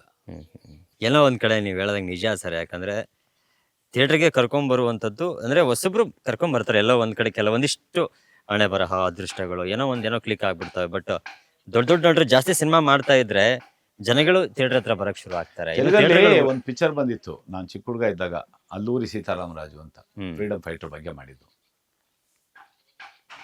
ಆಗಿನ ಕಾಲದಲ್ಲಿ ಸಿನಿ ಹೆರಾಲ್ಡ್ ಅಂತ ಒಂದು ಪತ್ರಿಕೆ ಇತ್ತು, ತೆಲುಗು ಪತ್ರಿಕೆ. ಫುಲ್ ದೊಡ್ಡದಾಗಿ ಬರ್ತಿದ್ದು, ನಮ್ಮ ಪ್ರಜಾವಾಣಿ ಸೈಜಲ್ಲಿ ಬರ್ತಿತ್ತು. ಭಾಳ ಹುಚ್ಚು ತೊಗೊಂಡು ಓದೋದು ನನಗೆ ಚಿಕ್ಕ ಹುಡುಗನಿಂದ. ಕನ್ನಡದಲ್ಲಿ ಮೇನಕಾ ಅಂತ ಬರ್ತಿತ್ತು, ತೆಲುಗಲ್ಲಿ ಸಿನಿ ಹೆರಾಲ್ಡ್ ಅಂತ ಬರ್ತಿತ್ತು. ಎರಡನ್ನೂ ತೊಗೊಳ್ತಿದ್ವಿ. ಸೊ ಆ ಪತ್ರಿಕೆ ನಲ್ಲಿ ನಾನು ಅವತ್ತು ಓದಿರೋದು ನೆನಪು ನನಗೆ. ಅಲ್ಲೂರಿ ಸೀತಾರಾಮರಾಜು ಅಂತ ಸಿನಿಮಾ, ಮಹೇಶ್ ಬಾಬು ಅವ್ರ ತಂದೆ. ಅಷ್ಟು ದೊಡ್ಡ ಸಿನಿಮಾ. ಇವಾಗ ನೋಡಿ, ಆ ಸಿನಿಮಾ ಎಲ್ಲಾದ್ರೂ ಇದೆ ಆನ್ಲೈನಲ್ಲಿ, OTT ಪ್ಲಾಟ್ಫಾರ್ಮ್ ಅಲ್ಲಿ ಇದೆ, ಆ ಫ್ರೀಡಮ್ ಫೈಟರ್ ಕತೆ. ಆ ಸಿನಿಮಾನ ಅವ್ರು ಮಾಡಿರುವಂಥ ಲೊಕೇಶನ್ಗಳು, ಅವ್ರು ಹಾಕಿರುವಂಥ ಸೆಟ್ಗಳಲ್ಲಿ 30 ಡೇಸಲ್ಲಿ ಫಿನಿಶ್ ಮಾಡಿದ್ರು. ಟೆಕ್ನಾಲಜಿ ಇರ್ಲಿಲ್ವಾ ಅವಾಗ? ಅಷ್ಟು ದೊಡ್ಡ ಸಿನಿಮಾ ಹಂಗೆ ಮಾಡಿದ್ದಾರೆ ಅಂತ. ಬಟ್ ಅವತ್ತಿಗೂ ಇವತ್ತಿಗೂ ಆ ಸಿನಿಮಾ ನೋಡ್ತಾ ಇದ್ರೆ ಕೆಲವು ಶಾರ್ಟ್ಸ್ ಬಾಲಿಶ ಅನಿಸ್ಬೋದು ಇವತ್ತು ನಮ್ಗೆ. ಬಟ್ ಅದೇ ಚಂದ ಅಲ್ವಾ ಸರ್? ಅವತ್ತು ಮಾಡಿದಾರಲ್ಲ, ಇವತ್ತು CG ವರ್ಕ್ ಅಂದ್ಬಿಟ್ಟು 8 ತಿಂಗಳು ಒಂದೊಂದು ವರ್ಷ ಮಾಡ್ತಾ ಇರ್ತಾರೆ. ಮಾಯಾಬಜಾರ್ನಲ್ಲಿ ಯಾವ CG ವರ್ಕ್ ಇತ್ತು ಸರ್? ಅಲ್ವಾ ಸರ್? ಯಾವ ಸಿನಿಮಾ ಇತ್ತು? ಮಾಯಾಬಜಾರ್ನಲ್ಲಿ ಒಂದು ಶಾರ್ಟ್ ಇದೆ, ನೀವು ನೋಡಿದಿರೋ ಇಲ್ವೋ? ಮಾಯಾಬಜಾರ್ ಸಿನಿಮಾ ನೋಡಿದಿರಾ ನೀವು? ಸ್ವಲ್ಪ ಸ್ವಲ್ಪ ನೋಡಿದೆ, ಬಟ್ ನೋಡಿದೀರಾ? ನೋಡಿ, ಪೂರ್ತಿ ಸಿನಿಮಾ ನೋಡಿ. ಅರ್ಜುನ ಒಂದು ಸೀನ್ ಇದೆ, ಅರ್ಜುನ ಕೋಪ ಮಾಡ್ಕೊಂಡು ಕೃಷ್ಣ ಕಳಿಸ್ಬಿಡ್ತಾನೆ, ಘಟೋತ್ಕಚನ ಹತ್ರ ಹೋಗಿ ನೀನಿರು, ಕರ್ಸ್ಕೊಳ್ತೀನಿ ಅಂತಾನೆ. ಅವನು ತಾಯಿ ಸುಭದ್ರನ್ ಕರ್ಕೊಂಡು ರಥದಲ್ಲಿ ಹೋಗ್ತಾನೆ. ಎಲ್ಲ ಅವಾಗ ಮಿಚೆಲ್ ಕ್ಯಾಮ್ರಾಗಳು ಬ್ಯಾಕ್ ಪ್ರೊಜೆಕ್ಷನ್ ಶೂಟಿಂಗ್ ಮಾಡ್ತಿದ್ರು. ಶೂಟ್ ಮಾಡಿದ್ದನ್ನ ಬ್ಯಾಕ್ ಪ್ರೊಜೆಕ್ಷನ್ ಅಲ್ಲಿ ಹಾಕಿ ಮತ್ತೆ ರಥ ಓಡಿಸ್ಕೊಂಡು, ಕುದುರೆ ಹಿಂಗೆ ಓಡಿಸ್ಕೊಂಡು ಬ್ಯಾಕ್ ಪ್ರೊಜೆಕ್ಷನ್ ಶೂಟಿಂಗ್ ಮಾಡ್ತಿದ್ರು. ಈಗಲೂ ನಡೀತದು, ಬೇರೆ ಬೇರೆ ರೀತಿ ಮಾಡ್ತಾರೆ ಅಷ್ಟೇ. ಅದಕ್ಕೆ CG ವರ್ಕ್ ಅಂತ ಹೇಳ್ತಾ ಇದ್ದಾರೆ, ಇವಾಗ ಅನಿಮೇಷನ್ ಅಂತಾರೆ. ಅರ್ಥ ಆಯ್ತಾ? ಅಂಥದ್ರಲ್ಲಿ ಘಟೋತ್ಕಚಂಗೆ ಗೊತ್ತಾಗುತ್ತೆ, ಅವನಿಗೆ 6th ಸೆನ್ಸು, ಅದು ಇದು ಸೌಂಡ್ಗಳ ಮೂಲಕ ಯಾರೋ ಬರ್ತಾ ಇದ್ದಾರೆ ನನ್ನ ನಗರ ಪ್ರವೇಶ ಮಾಡೋಕ್ಕೆ ಅಂತ. ಅವನು ಒಬ್ಬ ರಾಕ್ಷಸನ್ ಕಳಿಸ್ತಾನೆ, ಹೋಗು ನೀನು, ಯಾರು ಬರ್ತಾ ಇರೋದು ತಡಿ ಅಂತ. ಅವನು ಬರ್ತಾನೆ, ರಸ್ತೆನಲ್ಲಿ ಕಲ್ಲಾಗಿ ನಿಂತ್ಕೊಳ್ತಾನೆ, ಬಾಣ ಬಿಡ್ತಾನೆ, ಚಿಂದಿ ಆಗುತ್ತೆ. ನೋಡಿರ್ತೀರ ನೀವು ಆಗಿನ ಕಾಲದ ಮಾಯಾಮಂತ್ರ. ಘಟೋತ್ಕಚ ಟ್ರಾವೆಲ್ ಮಾಡ್ತಾನೆ, ಏಯ್ ಯಾರು ಬಂದಿದ್ದಾರೆ ನಾನೇ ನೋಡ್ತೀನಿ ಅಂತ. ಕೆಳಗಡೆ ರಥ ಬರ್ತಾ ಇರ್ತಾನೆ, ಒಂದು ಬಂಡೆ ಮೇಲೆ ಬಂದು ಲ್ಯಾಂಡ್ ಆಗ್ತಾನೆ. ಈ ಥರ ಒಂದು ಬಂಡೆ ಲ್ಯಾಂಡ್ ಆಗ್ತಾನೆ. ನೀವು ನೋಡಿ ಸಿನಿಮಾ ನೋಡಿ, ನಾನು ಹೇಳೋದು ಸುಳ್ಳಾಯ್ತು ಅಂದರೆ. ಘಟೋತ್ಕಚನ ಶಕ್ತಿನ ಎಷ್ಟು ಚೆನ್ನಾಗಿ ತೋರಿಸಿದ್ದಾರೆ ಅಂದರೆ, ನಾನು 2-3 ಕಡೆ ಹೇಳಿದ್ದೀನಿ ಮಾತನ್ನ. ಅವ್ನು ಘಟೋತ್ಕಚ ಲ್ಯಾಂಡ್ ಆಗಿದ ತಕ್ಷಣ ಬಂಡೆ ಮೇಲೆ, ಬಂಡೆಯ ಕೆಳಭಾಗ ಒಂದು ತುಂಡಾಗಿ ಕೆಳಗೆ ಬೀಳುತ್ತೆ. ಎಷ್ಟು ಸಿಗ್ನಿಫಿಸೆಂಟ್ ಆಗಿ ಅವತ್ತು ಘಟೋತ್ಕಚನ್ನ ತೋರಿಸಿದ್ದಾರೆ ನೋಡಿ, ಯೋಚನೆ ಮಾಡಿ. ಆ ಕಾಲದಲ್ಲೇ ಸುಮಾರು 60 ವರ್ಷಗಳ ಹಿಂದಿನ ಸಿನಿಮಾ ಇರಬೇಕದು ನನ್ನ ಪ್ರಕಾರ. 60ರಿಂದ 65 ವರ್ಷ ಹಿಂದೆ ಇರ್ಬೋದು ಅದು ಸಿನಿಮಾ. 60 ವರ್ಷ ಅಂತೂ ಆಗಿರುತ್ತೆ ಮಾಯಾಬಜಾರ್ ಸಿನಿಮಾ. ಘಟೋತ್ಕಚನ ಶಕ್ತಿ ಎಷ್ಟಿದ್ದು ಅಂತ ತೋರಿಸೋದಕ್ಕೆ ಅವತ್ತು ಸಿಗ್ನಿಫಿಸೆಂಟ್ ಆಗಿ ಅವನು ಬಂದು ಲ್ಯಾಂಡ್ ಆಗ್ತಾನೆ, ಆಕಾಶ ಮಾರ್ಗದಿಂದ ಬಂದು ವಾಯುವೇಗದಲ್ಲಿ ಬಂದು ಲ್ಯಾಂಡ್ ಆಗ್ತಾನೆ ಅಂತಂದು ಆ ಬಂಡೆಯ ತುಂಡು ಚೂರಾಗಿ ಕೆಳಗೆ ಬಿಡುತ್ತೆ. ಅವತ್ತು ಟೆಕ್ನಾಲಜಿ ಯೂಸ್ ಮಾಡಿಲ್ವಾ? ಸೊ ಅವತ್ತು ಇತ್ತು, ಇವತ್ತು ಇತ್ತು. ರೆಹಮಾನ್ ಅಂತ ಬಬ್ರುವಾಹನ ಕ್ಯಾಮ್ರಾಮ್ಯಾನು. ನನಗೆ ಟೆಕ್ನಿಷಿಯನ್ಸ್ ಬಗ್ಗೆ ತಿಳ್ಕೊಬೇಕು ಅಂತ ಇಂಟ್ರೆಸ್ಟು ಚಿಕ್ಕ ಹುಡುಗನಿಂದನೂ ಇತ್ತು. ಒಂದು ಸಿನಿಮಾ ಹೋಗ್ಬಿಟ್ರೆ ಟೈಟ್ಲ್ ಕಾರ್ಡ್ ಸ್ಟಾರ್ಟ್ ಆಗೋಗ್ಬಿಟ್ಟಿದ್ರೆ ಮತ್ತೆ ಅವಾಗೆಲ್ಲ ಏನು 20 ಪೈಸಾ 30 ಪೈಸಾ ಟಿಕೆಟು, ಮತ್ತೆ ಟಿಕೆಟ್ ತಗೊಂಡು ಟೈಟ್ಲ್ ಕಾರ್ಡ್ ಮಾತ್ರ ನೋಡ್ಬಿಟ್ಟು ಈಚೆ ಬರ್ತಿದ್ದೆ ನಾನು. ಅಂದರೆ ಟೆಕ್ನಿಷಿಯನ್ ಏನೇನು ಎಡಿಟರ್ ಯಾರು ಕೆಲಸ ಮಾಡೋರೆ, ಆರ್ಟ್ ಡೈರೆಕ್ಟರ್ ಯಾರು ಕೆಲಸ ಮಾಡಿದ್ದಾರೆ, ಕ್ಯಾಮ್ರಾಮನ್ ಕೆಲಸ ಮಾಡಿದ್ದಾರೆ, ಇವೆಲ್ಲ ತಿಳ್ಕೊಳ್ಳೋ ಅಂತ ಇಂಟ್ರೆಸ್ಟು ನನಗೆ, ಇವೆಲ್ಲ ಇಂಟ್ರೆಸ್ಟು. ಸೊ ಹಾಗೆ ರೆಹಮಾನ್ ಅಂತ ಕ್ಯಾಮ್ರಾಮ್ಯಾನು ಬಬ್ರುವಾಹನಗೆ ಕೆಲಸ ಮಾಡಿದ್ದಾರೆ. ಅದು ಚಾಮರೇಶ್ವರಿ ಸ್ಟುಡಿಯೋ ಸೆಟ್ ಆಗಿದ್ರು. ಅವಾಗ ನಾನು ಅಷ್ಟೊತ್ತಿಗೆ ಇಂಡಸ್ಟ್ರಿನಲ್ಲಿದ್ದೆ. ಹೋಗಿ ನೋಡೋವಂಥ ಒಂದು ಸುದೈವ ನನಗೆ ಬಂತು.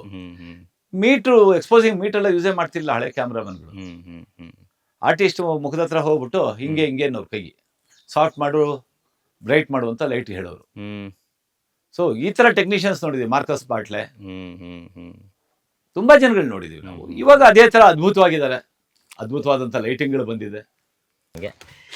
ಸರ್, ನಾವು ಮಾತಾಡ್ತಾ ಇದ್ವಿ, ಮಣಿ ಅನ್ನುವಂತಹ ಸಿನಿಮಾ ಇರಬಹುದು. ಅಂದರೆ ಇವತ್ತು ಯುವರಾಜ್ ಭಟ್ರು ತಮ್ಮದೇ ಆದಂತಹ ಅದ್ಭುತವಾದಂತಹ ಸಿನಿಮಾಗಳನ್ನು ಕೊಟ್ಟರು. ಬಟ್ ಅವತ್ತು ಅವ್ರಿಗೆ ಫಸ್ಟ್ ಸಿನಿಮಾ ಆಗಿರುವಂಥದ್ದು ಮಣಿ ಸಿನಿಮಾ.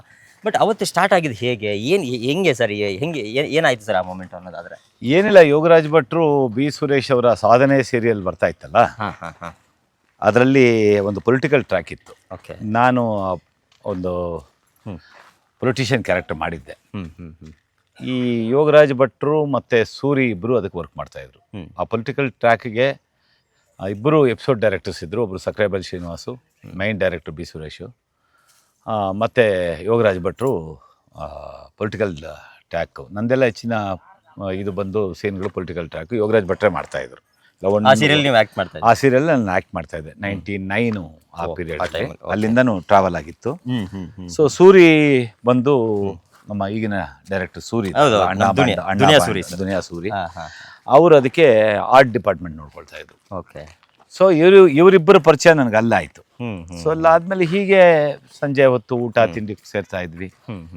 ಅವರ ಆಸೆ ಆಕಾಂಕ್ಷೆಗಳನ್ನ ನನ್ನಲ್ಲಿ ತೋಡ್ಕೊಳ್ತಾ ಇದ್ರು. ಅವಾಗ ನಾನು ನೀಲಾಂಬರಿ ಅಂಡರ್ ಪ್ರೊಡಕ್ಷನ್ ಇತ್ತು, ನಡೀತಾ ಇತ್ತು. ನಡೀತಾ ಇತ್ತು. ನಾಗದೇವರೇ ಮುಗಿದಿತ್ತು, ನೀಲಾಂಬರಿ ನಡೀತಾ ಇತ್ತು. ಸೊ ನಾನು ಅವ್ರಿಗೊಂದು ಪ್ರಾಮಿಸ್ ಮಾಡಿದೆ, ಒಂದು ಸಿನಿಮಾ ಮಾಡಿಕೊಡ್ತೀನಿ ಅಂತ. ಸೊ ನೀಲಾಂಬರಿ ಕೈ ಕಚ್ಚಿತು, ಸ್ವಲ್ಪ ಪ್ರೊಡಕ್ಷನ್ ಸ್ವಲ್ಪ ಡಿಲೇ ಆಯ್ತು ಮಾಡೋದು. ಸೊ ಅವ್ರು ಮಾತು ಕೊಟ್ಟಿದ್ದ ಪ್ರಕಾರ ನಾನು ಒಂದು ಮೊದಲನೇ ಸಿನಿಮಾ ಸೂರಿಗೆ ಅಲ್ಲ ಯೋಗರಾಜ್ ಭಟ್ರಿಗೆ, ಎರಡನೇ ಸಿನಿಮಾ ಸೂರಿ ಡೈರೆಕ್ಟ್ ಮಾಡೋದು ಅಂತ ಆಗಿತ್ತು. ಸೊ ಹೀಗಾಗಿ ಒಂದು ಟೀಮ್ ಮಾಡ್ಕೊಂಡ್ವಿ. ಆ ಟೀಮ್ ಮಾಡಿಕೊಂಡು ಮಣಿ ಸಿನಿಮಾಗೆ ಅವಾಗ ನಾವು ಫಸ್ಟು ನಮ್ಮ ಗೆಳೆಯ, ಇವತ್ತು ದಿವಂಗತ ಗೆಳೆಯ ಸಂಕೇತ್ ಕಾಶಿ ನಮ್ಮ ಜೊತೆ ಆ ಕತೆ ಗೀತೆ ಡಿಸ್ಕಷನ್ ಎಲ್ಲ ಬರ್ತಾ ಇದ್ರು, ಹೋಗ್ತಾ ಇದ್ರು. ಆ ಚಿತ್ರದಲ್ಲಿ ಒಂದು ಮಣಿ ಸಿನಿಮಾದಲ್ಲಿ ಒಂದು ಮುಖ್ಯ ಪಾತ್ರ ನನ್ನ ರಂಗಭೂಮಿ ಗೆಳೆಯ. ಸೊ ಆತ ದರ್ಶನ್ ಹತ್ರ ಕರ್ಕೊಂಡೋಗಿ ಕತೆ ಹೇಳಿ ದರ್ಶನಕ್ಕೆ ಸೂಕ್ತ ಆಗುತ್ತೆ ಅಂತ ಅಂದ್ಬಿಟ್ಟು ದರ್ಶನ್ ಮಾಡ್ತೀನಿ ಎಂದು ದರ್ಶನ್ ಸರ್ ಹೇಳಿದ್ರು. ಹೌದು, ದರ್ಶನೇ ಮಾಡಬೇಕಾಗಿತ್ತು. ಯಾವ ಸಿನಿಮಾ? ಮಣಿ ಸಿನಿಮಾ. ಫಸ್ಟ್ ದರ್ಶನ್ ಸರ್ ಇದ್ದಿದ್ದು, ಅದಾದ್ಮೇಲೆ ನಮ್ಮ ಶ್ರೀಮುರಳಿ ಅವ್ರಿಗಾಯ್ತು. ಓಕೆ. ಶ್ರೀಮುರಳಿ ಅವ್ರಿಗೂ ಕಾರಣಾಂತರಗಳಿಂದ ಆಗದಿರಾ ಅವಾಗ ಅವ್ರಿಗೆ ಇದ್ದಕ್ಕಿದ್ದಂಗೆ ಎಸ್ ನಾರಾಯಣ್ ಪ್ರಾಜೆಕ್ಟು ಚಂದ್ರಚಕೋರಿ ಬಂತು. So next picture first launching ಅಂತ ಶ್ರೀಮುರಳಿ ಸರ್ಗೆ ಮಣಿ ಸಿನಿಮಾ ಮಣಿನೇ ಆಗ್ಬೇಕಾಗಿದ್ದು. ಆ ಟೈಮಲ್ಲಿ. ಹೌದು. ಫಸ್ಟ್ ಗೌರಿ ಅಂತ ಹೆಸರಿಟ್ಟಿದ್ವಿ ಮಣಿಗೆ. ಆಮೇಲೆ ಕುಮ್ಮಿ ಅಂತ ಇಟ್ವಿ, ಕುಮಾರ ಕುಮ್ಮಿ ಅಂತ. ಅದಾದ್ಮೇಲೆ ಮಣಿ ಅಂತ ಆಯ್ತು. ಸೊ ಹೀಗೆ ಮಣಿ ಪ್ರೊಡಕ್ಷನ್ ಆಗಿದ್ದು. ಸೊ ಮಣಿ ಪ್ರೊಡಕ್ಷನ್ ಕೈ ಕಚ್ಚಿತು ಸ್ವಲ್ಪ. ಕೈ ಕಚ್ಚಿದ ಟೈಮ್ಗೆ ಒಂದು ನಮ್ಗೆ ರಿಲೀಸ್ ಎಲ್ಲ ಸೇರಿ 92 ಲಕ್ಷ ಆಗಿತ್ತು ಆ ಟೈಮಲ್ಲಿ. ಒಂದು 20 ಲಕ್ಷ ರಿಕವರ್ ಆಗಿ 2001 ಅನ್ಸುತ್ತಲ್ವಾ ಸರ್? 2003 ಡಿಸೆಂಬರ್ 11 ರಿಲೀಸ್ ಆಗಿದ್ದು ಮಣಿ. 2003 ಏಪ್ರಿಲ್ 23 ಮುಹೂರ್ತ ಆಗಿದ್ದು ಪಿಕ್ಚರ್ಗೆ. ಸೊ ಹಾಗಾಗಿ ನಂದು ಸ್ವಲ್ಪ ಮತ್ತೆ ಸಿನಿಮಾ ಮಾಡೋದು ಸ್ವಲ್ಪ ತಡ ಆಯಿತು. ತಡ ಆಗಿ ನಾನು ಮಡ್ರಾಸ್ನಲ್ಲಿ ಸ್ಟುಡಿಯೋ ಮಾಡೋ ಕಡೆ ಹೊರಟೆ. ಸೊ ಆ ಸ್ಟುಡಿಯೋ ಮಾಡೋ ಇದರಲ್ಲಿ ಇವರು ನಮ್ಮ ಸೂರ್ಯ ಅವರು ಬೇರೆ ಸಿನಿಮಾ ದುನಿಯಾ ಕೈಗೆ ಎತ್ಕೊಂಡ್ರು. ಸೊ ದುನಿಯಾ ಮತ್ತೆ ಎರಡನೇ ಸಿನಿಮಾ ರಂಗ SSLC ಮಾಡಿದ್ರು ಭಟ್ರು. ಒಂದು ಒಳ್ಳೆ ಸಿನಿಮಾ ಆಯಿತು, ಮಣಿ ಆಗಲಿ ರಂಗ SSLC ಆಗಲಿ ಒಳ್ಳೆ ಅಟೆಂಪ್ಟ್ ಕನ್ನಡ ಇಂಡಸ್ಟ್ರಿಗೆ. ಬೇರೆ ರೀತಿಯ ಸಿನಿಮಾಗಳಾಯಿತು. ಸೊ ಮೂರನೇ ಸಿನಿಮಾ ಮುಂಗಾರು ಮಳೆ ಮಾಡಿದ್ರು. ಹೌದು, ಮುಂಗಾರು ಮಳೆ ಮತ್ತು ದುನಿಯಾ ಹಿಂದೆ ಮುಂದೆ ರಿಲೀಸ್ ಆಯಿತು. ಹೌದು ಸರ್, ಹೌದು. ಸೊ ಇವೆರಡು ಸಿನಿಮಾ ಏನು ರೆಕಾರ್ಡು ಸೃಷ್ಟಿಸ್ತು ಅನ್ನೋದು ನಿಮಗೆ ಗೊತ್ತಿರೋ ವಿಷಯ. 100% ಅಲ್ವಾ? ಹೌದು. ಸೊ ಹೀಗೆ ಅವರಿಬ್ಬರು ಸೂರಿ ತನ್ನದೇ ಆದಂಥ ಒಂದು ಕೋಟೆ ಕಟ್ಕೊಂಡ್ರು. ಹೌದು. ಯೋಗರಾಜ ಭಟ್ರು ತಮ್ಮದೇ ಆದಂಥ ಒಂದು ಕೋಟೆ ಕಟ್ಕೊಂಡ್ರು. ಇಬ್ಬರು ಇವಾಗ ಎಷ್ಟು 2003 ಅಂತ ಇಟ್ಕೊಳ್ಳಿ, 2005 ಅಂತ ಇಟ್ಕೊಳ್ಳಿ ಸ್ಟಾರ್ಟ್ ಆಗಿ 20 ವರ್ಷಗಳ ಕಾಲ ಇಂಡಸ್ಟ್ರಿನ ಆಳ್ತಾ ಇದ್ದಾರೆ. ಇನ್ನು ಸರ್, ನಾನು ಅವಾಗಲೇ ನಾನು ಫಸ್ಟ್ ಸ್ಟಾರ್ಟಿಂಗ್ ಬಂದಾಗ ನಾನು ನೋಡ್ತಾ ಇದ್ದೆ. ಅವಾಗಲೇ ನೀವು ಹೇಳ್ತಾ ಇದ್ರಿ ನಾವು ಮಾತಾಡಬೇಕಾದ್ರೆ ಬಿಲ್ವಾ ಅಂದರೆ ನಿಮ್ಮ ಕನಸಿನ ಕೂಸು. ಹೌದು. ಅಂದರೆ ಸಾಕಷ್ಟು ವರ್ಷಗಳ ಶ್ರಮ ಕನಸು ಈಡೇರುವಂತಹ ಒಂದು ಪ್ರಯತ್ನದಲ್ಲಿ ನೀವು ಇದ್ದೀರಾ, ನಾವು ನೋಡ್ತಾ ಇದ್ವಿ ನಿಮ್ಗೆ. ಹೌದು. ನೀವು ಹೇಳಿದ್ರೆ ನಾನು ಬಂದಾಗ ನೀವು ಬಂದಿದ್ರ ಅಂತ ನಾನು ಶರ್ಟ್ ಪ್ಯಾಂಟಲ್ಲಿ ಇದ್ದೀನಿ, ಇಲ್ಲ ಅಂತಂದ್ರೆ ನನ್ನ ಕೆಲಸದಲ್ಲಿ ನಾನು ಇರ್ತಾ ಇದ್ದೀನಿ ಅಂತ ಹೇಳಿ ಒಂಥರ ಇರ್ತೀನಿಲ್ಲ. ಅದೇ. ಸೊ ಬಟ್ ಈ ಕನಸಿನ ನೋಡಿರ್ತೀರ ನೀವು ಚಿತ್ರಲೋಕ.com ವಿಡಿಯೋಗಳಲ್ಲಿ. ಹೌದು. ನಾನು ಇಲ್ಲೇ ಒಂಥರ ವರ್ಕರ್ ತರ ಇರ್ತೀನಿ ನಾನು. ಸೊ ಕನಸಿನ ಕೂಸು ಸರ್ ಯಾವಾಗ ಓಪನ್ ಆಗುತ್ತೆ, ಏನಿದ್ರ ಕತೆ? ಈ ಕೆಲಸಗಾರ ಪ್ರಾಬ್ಲಮ್ ಸ್ವಲ್ಪ ಇದೆ, ಮಾಡ್ತಾ ಇದ್ದಾರೆ. ಈಗ ಒಳ್ಳೆ ಟೀಮ್ ಸಿಕ್ಕಿದೆ, ಸೀನಾ ಅಂದ್ಬಿಟ್ಟು ಮೈಸೂರಿನವನು. ಸೊ ಚೆನ್ನಾಗಿ ನಡೀತಾ ಇದೆ. ಆದ್ರೂ ಸ್ವಲ್ಪ ಒಂದೊಂದಿನ ಕೈ ಕೊಡ್ತಾರೆ. ನನ್ನ ಪ್ರಕಾರ ಇದು ಮೊನ್ನೆ ಉಗಾದಿ ಹಬ್ಬಕ್ಕೆ ಮೊದಲೇ ಓಪನ್ ಆಗಬೇಕಾಗಿತ್ತು. It will take time. ಈಗ ನಮ್ಮ ಕರ್ನಾಟಕ ಟೂರಿಸಮಲ್ಲಿ ಆಗ್ರೋ ಟೂರಿಸಮ್ ಅಂತ ಬಂದಿದೆ. ಸೊ ಅದರಲ್ಲಿ ಒಂದು 5 ರೂಮು ತೋಟಗಾರಿಕೆಯಲ್ಲಿ ತೋಟದ ಮನೆ ಯಜಮಾನ ಬಿಟ್ಟು 5 ರೂಮ್ ಇರೋದು ಅಂತ ಒಂದು ನಾರ್ಮ್ಸ್ ಇದೆ. ಆ ನಾರ್ಮ್ಸ್ ಪ್ರಕಾರ ಒಂದು 5 ರೂಮು ಒಂದು 15ರಿಂದ 20 ಜನಕ್ಕೋಸ್ಕರ ಮಾಡ್ತಾ ಇದ್ದೀನಿ. ಇದಕ್ಕೆ ಪಂಚಾಯತಿ ಪರ್ಮಿಷನ್, ಟೂರಿಸಮ್ ಅಪ್ರೂವಲ್ ಇದ್ದರೆ ಸಾಕು. ಬೇರೆ ಏನು ಕನ್ವರ್ಷನ್, ಲ್ಯಾಂಡ್ ಕನ್ವರ್ಷನ್ ಅದೆಲ್ಲ ಬೇಕಾಗಿಲ್ಲ. ಮುಂದಕ್ಕೆ ಇದು ದೊಡ್ಡ ರಿಸಾರ್ಟು, ಒಂದು ಡಿಸ್ಟೆನ್ಸ್ ಮ್ಯಾರೇಜಸ್ ಮಾಡೋಣ ಅಂತ ಒಂದು ಐಡಿಯಾ ಇದೆ. ನೋಡ್ತಾ ಇದ್ರೆ ಸುತ್ತಲೂ ಕೂಡ ಅಷ್ಟು ಚೆನ್ನಾಗಿದೆ ಸರ್. ನೋಡಿ, ಈ ಕಡೆ ಹೋದ್ರೆ ನಿಮ್ಗೆ ಬೆಟ್ಟಗಳಿರ್ಬೋದು, ಈ ಕಡೆದು ವಾತಾವರಣ ಇರ್ಬೋದು. ಹೌದು. ಅಂದ್ರೆ ಬಂದಂತಹ ಯಾರೇ ಆಗ್ಲಿ, ಸೊ ಬಂದವ್ರಿಗೆ ಒಂಥರ ಇಲ್ಲ. ಇಲ್ಲಿಂದ ಒಂದು 15 ಕಿಲೋಮೀಟರ್ ಹೋದ್ರೆ ನೀವು ದರ್ಶನ್ದು ಕಾಟೇರ ಸಿನಿಮಾ ನೋಡಿರ್ಬೋದು, ಶಿವಣ್ಣ ಅವ್ರ ಸಿನಿಮಾ ನೋಡಿರ್ಬೋದು. ಆ ಫಸ್ಟ್ ಸಾಂಗ್ ಇದೆ ನೋಡಿ, ಅದೇನು ಸಾಂಗ್ ಬರ್ತಾ ಇಲ್ಲ ಬಾಯಿಗೆ. ಅದು ಶೂಟಿಂಗ್ ಆಗಿರೋದು ಇಲ್ಲೇ ಕೂಟಗಲ್ ಬೆಟ್ಟ ಅಂತಿದೆ. 2 ದೊಡ್ಡ ಬೆಟ್ಟ ನಿಂತಿರುತ್ತೆ, ವಿಶಾಲವಾದ ಹರಿವಿನ ಬಂಡೆ. ಅದು ಇಲ್ಲಿಂದ ಒಂದು 15 ಕಿಲೋಮೀಟರ್ ದೂರದಲ್ಲಿದೆ. ಈ ಕಡೆ ಬೈ ರೋಡ್ ಹೋದರೆ ಸಾವಂದುರ್ಗ ಬೆಟ್ಟ 7 ಕಿಲೋಮೀಟ್ರು. ಆಮೇಲೆ 16 ಕಿಲೋಮೀಟ್ರು ಇತಿಹಾಸ ಪ್ರಸಿದ್ಧ ಮಾಗಡಿ ರಂಗನಾಥ ಸ್ವಾಮಿ ದೇವಸ್ಥಾನ, 12 ಕಿಲೋಮೀಟ್ರು ಮಂಚನಬೆಲೆ ಡ್ಯಾಮು. ಎಲ್ಲಾನು ಒಂಥರ ಇಲ್ಲಿ ನಿಮ್ಗೆ ಹತ್ರ ಇದೆ. ದೇವ್ರು ಹೇಳಿ ಮಾಡಿಸ್ದಂಗಿದೆ ನಿಮ್ಗೆ ಹೌದು, ಮೋಸ್ಟ್ಲಿ, ಹೌದು, ಯಾಕಂದ್ರೆ ಹೌದು, ಹೌದು. ಎಲ್ಲಾನು ಹತ್ರ ಹೌದು ಹೌದು.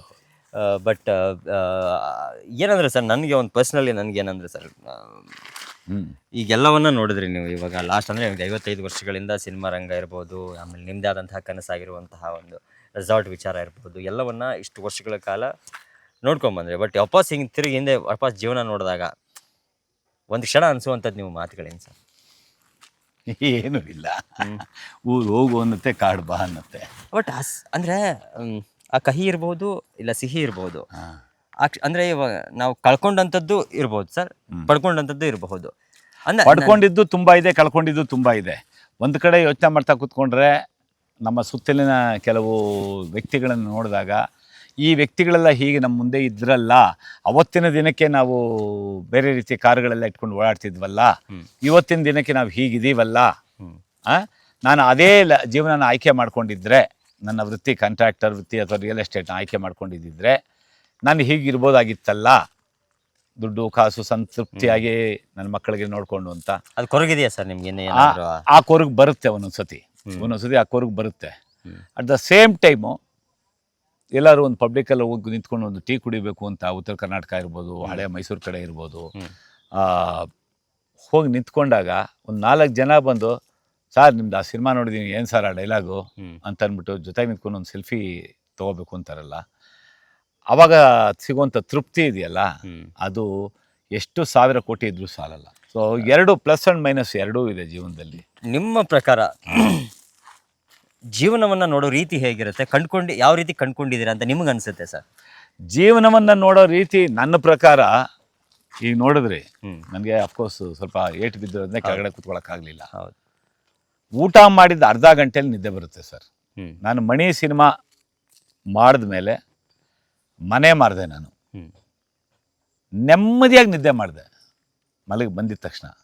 ಯಾಕೆಂದರೆ ಮಾಡಿ ರಿಜಿಸ್ಟ್ರೇಷನ್ ಮಾಡಿದ ತಕ್ಷಣ ಕೊಡಬೇಕಾಗಿರೋ ಅಮೌಂಟ್ ಎಲ್ಲ ಮನೆಗೂ ತರದೆ ಕೊಡೋರಿಗೆ ಕೊಟ್ಬಿಟ್ಟೆ, ಕರೆದ್ಬಿಟ್ಟು. ಒಬ್ಬ ಅಂತೂ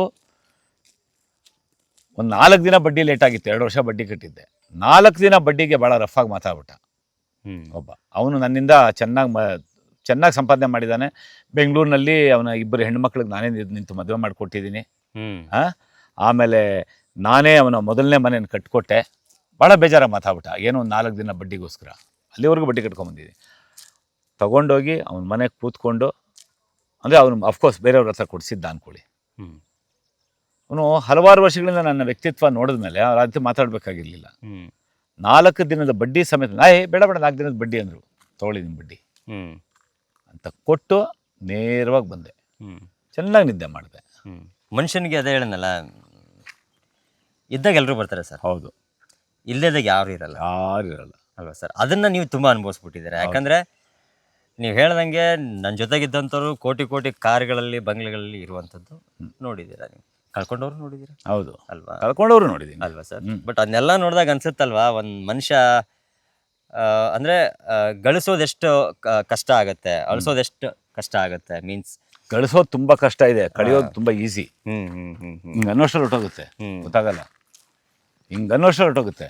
ನಮ್ಮ ಒಂದು ತಪ್ಪು ನಿರ್ಧಾರ ಇದೆಯಲ್ಲ, ಅದು ಸಿನಿಮಾಯಿಂದಾನೇ ಆಗಬೇಕು ಅಂತಿಲ್ಲ. ಭಾಳಷ್ಟು ಜನ ಭಾಳ ಬೇರೆ ರೀತಿಯಲ್ಲೂ ಹೋಗಿರೋದು ನೋಡಿದ್ದೀನಿ. ಭಾಳಷ್ಟು ಜನ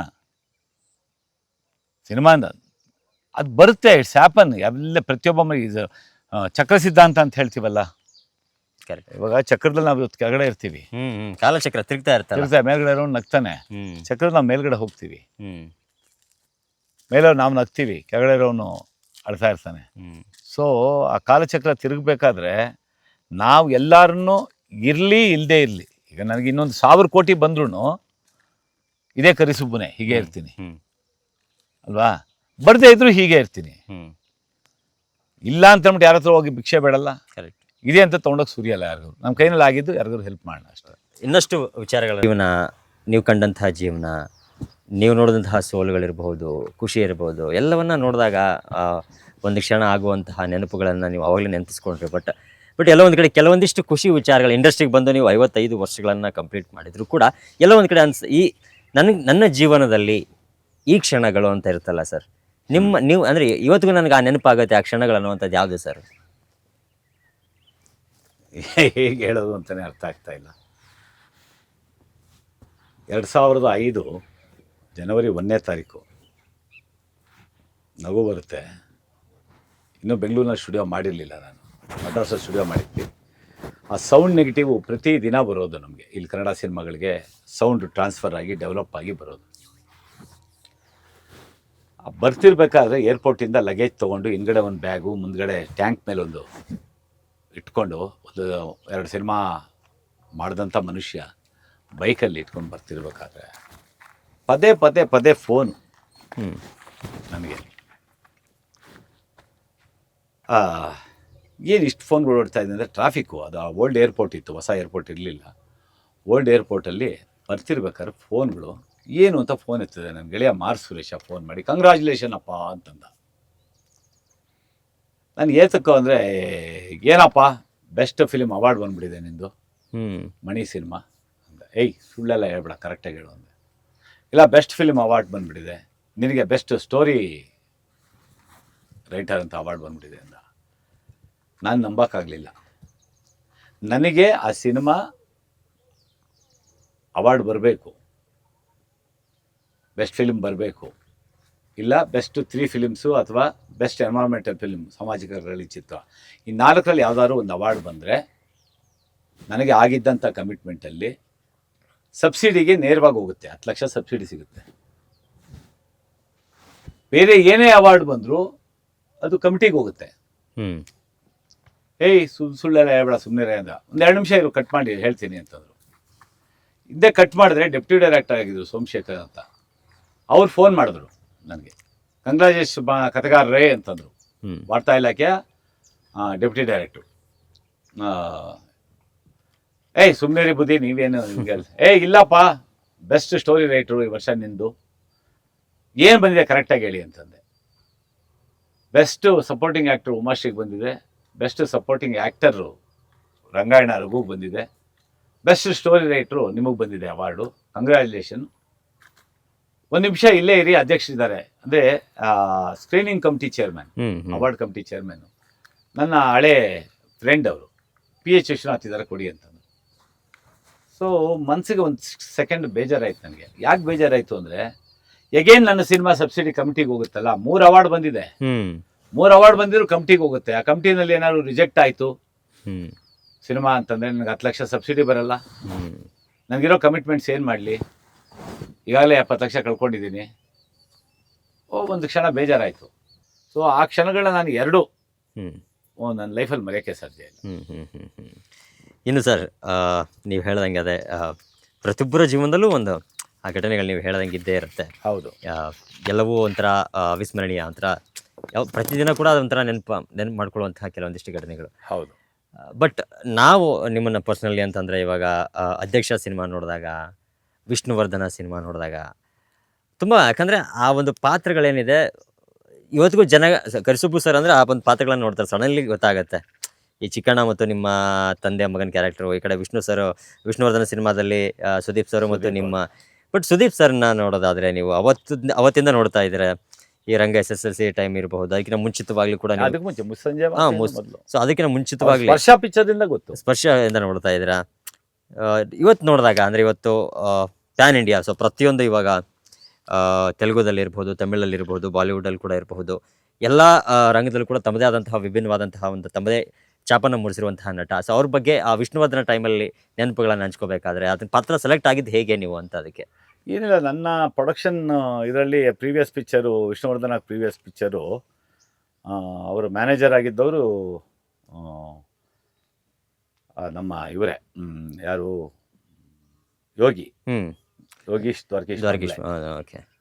ಸೊ ಆ ಡೈರೆಕ್ಟ್ರಿಗೆ ನಮ್ಮ ಸ್ಟುಡಿಯೋನಲ್ಲಿ ಬೇರೆ ಸಿನಿಮಾ, ಅದಕ್ಕೆ ಪ್ರೀವಿಯಸ್ ಪಿಕ್ಚರ್ ಯಾವುದು, ವರದನಾಯಕನ ಏನೋ ಡಬ್ಬಿಂಗ್ ಅನಿಸುತ್ತೆ, ವರದನಾಯಕ ಇಲ್ಲ ಕೆಂಪೇಗೌಡ ಇರ್ಬೋದು. ನಡೀತಿರ್ಬೇಕಾದ್ರೆ ಹಿಂಗೆ ನಾನು ನೋಡ್ತಾ ಇದ್ರು ಡೈರೆಕ್ಟ್ರು, ಅಪ್ಪನ ಕ್ಯಾರೆಕ್ಟರ್ಗೆ ಇವ್ರನ್ನ ಹಾಕ್ಬಿಡೋಣ, ಅವ್ರು ತಮಿಳಿಯನ್ನು, ಅಪ್ಪ ಕ್ಯಾರೆಕ್ಟರ್ಗೆ ಇವ್ಗಳು ಫೋಟೋ ಇಡ್ಲಮ್ಮ ಅಂತಂದ್ರು. ನಿನ್ನಿಷ್ಟ ಫೋಟೋ ಇಡ್ಲಾಮೆ ಅಂತಂದ್ರು ಯಾರು, ದ್ವಾರಕೀಶು. ನನಗೆ ಏನು ಅಂತ ಅರ್ಥ ಆಗಲಿಲ್ಲ ಫಸ್ಟ್. ಹ್ಮ್ ಏನು ಏನು ಅಂತಂದರೆ, ಏ ಸುಬಣ್ಣ ನೀನು ಅಪ್ಪನ ಕ್ಯಾರೆಕ್ಟರ್ ಮಾಡು ಅಂದರು. ಯಾವುದು ಅಪ್ಪ ಏನು? ಸುದೀಪ್ ಅಪ್ಪನ ಕ್ಯಾರೆಕ್ಟ್ರು ಮಾಡು, ನೀನು ಮಾಡು, ಚೆನ್ನಾಗಿರುತ್ತೆ ಅಂದರು. ಫಸ್ಟ್ ದಿನ ಹೋದೆ. ಆ ಮೈಸೂರು ನಮ್ಮ ಈ west of chord road ISKCON ಇದೆಯಲ್ಲ, ಅದರಿಂದ ಮುಂದೆ ಹೋದರೆ ಒಂದು ಧೋಬಿ ಘಾಟ್ ಇದೆ. ಧೋಬಿ ಘಾಟ್ ಒಳಗಡೆ ಹೋದೆ. ಮಧ್ಯಾಹ್ನ 2 ಗಂಟೆಗೆ ಬನ್ನಿ ಅಂತ ಹೇಳಿದ್ರು. ಹೋದೆ. ಕಾಸ್ಟ್ಯೂಮ್ ಕೊಟ್ಟರು, ಒಂದು ಲುಂಗಿ, ಮೇಲೊಂದು ಶರ್ಟು, ಅದ್ರ ಮೇಲೆ ಒಂದು ಕೋಟು. ನೀವು ನೋಡಿರ್ತೀರ ಓಪನಿಂಗ್. ಹೌದು ಹೌದು ಹೌದು ಹೌದು. ಡೈರೆಕ್ಟ್ರು ಪೊನ್ಸ್ ಅಂತ ಕರಿತಾ ಇದ್ವಿ ಅವ್ರಿಗೆ. ಪೊನ್ಸ್ ಅಂತಂದೆ. ಅವ್ರ ಹೆಸರು, ಪೂರ್ತಿ ಹೆಸರು ಏನಿದೆಪ್ಪ, ತುಂಬ ಕನ್ನಡ ಸಿನಿಮಾಗಳು ಮಾಡಿದ್ರು. ಅವ್ರ ಕ್ಯಾರೆಕ್ಟರ್ ಎಕ್ಸ್ಪ್ಲೇನ್ ಮಾಡಿದ್ರು. ಇದರಲ್ಲಿ ಅಪ್ಪ, ನೀನು ಲಾಂಡ್ರಿ ಓನರು, ಇದು ಧೋಬಿ ಘಾಟೆಲ್ಲ ನಿಂದೆ ಇನ್ಚಾರ್ಜು, ಇದು ಸಿನಿಮಾ ಓಪನಿಂಗ್ ಶಾಟ್. ಇದು ಏನು ಸರ್ ಇದು ಹೀರೋ ಇಟ್ಕೊಂಡು ನನ್ನ ಮೇಲೆ ಓಪನಿಂಗ್ ಶಾಟ್ ತೆಗೆದು ಹೆಂಗೆ ಸರ್? ಇಲ್ಲ ನಿಮ್ಮ ಓಪನಿಂಗ್ ಶಾಟ್ ಹಿಂಗೆ ಇರುತ್ತೆ. ನೀವು ಬರ್ತೀರಾ ವಿಷ್ಣು ವಿಷ್ಣು ವಿಷ್ಣು ವಿಷ್ಣು ಅಂದ್ಕೊಂಡು ಬರ್ತೀರಾ, ಏನೂ ಇರಲ್ಲ. ನೀವು ಕಟ್ ಮಾಡಿದ್ರೆ ವಿಷ್ಣು, ಅದಕ್ಕೆ ಮೊದಲು ಪೈಪ್ ಇಟ್ಕೊಂಡು ಬರ್ತೀನಿ ಜನಗಳಲ್ಲಿ, ವಿಷ್ಣು ವಿಷ್ಣು ವಿಷ್ಣು ಅಂದ್ಬಿಟ್ಟು. ಹಂಗೆ ಓಪನ್ ಮಾಡಿದ್ರೆ ಪೈಪ್ ಇಟ್ಕೊಂಡು ಸೇರ್ತಾ ಇರ್ತೀನಿ. ಹಂಗೆ ಬಂದ್ರೆ ನೋಡಿದ್ರೆ ಸೂಟಿಂದ ನೋಡಿದ್ರೆ ಕೆಳಗಡೆ ಲುಂಗಿ ಇರುತ್ತೆ. ಒಂದು ಸ್ಮಾಲ್ ನನ್ನ ಕ್ಯಾರೆಕ್ಟರ್ ಎಸ್ಟಾಬ್ಲಿಷ್ ಆಗುತ್ತೆ. ಅಲ್ಲಿಂದ ಧೋಬಿ ಘಾಟಿಗೆ ಬರ್ತೀನಿ.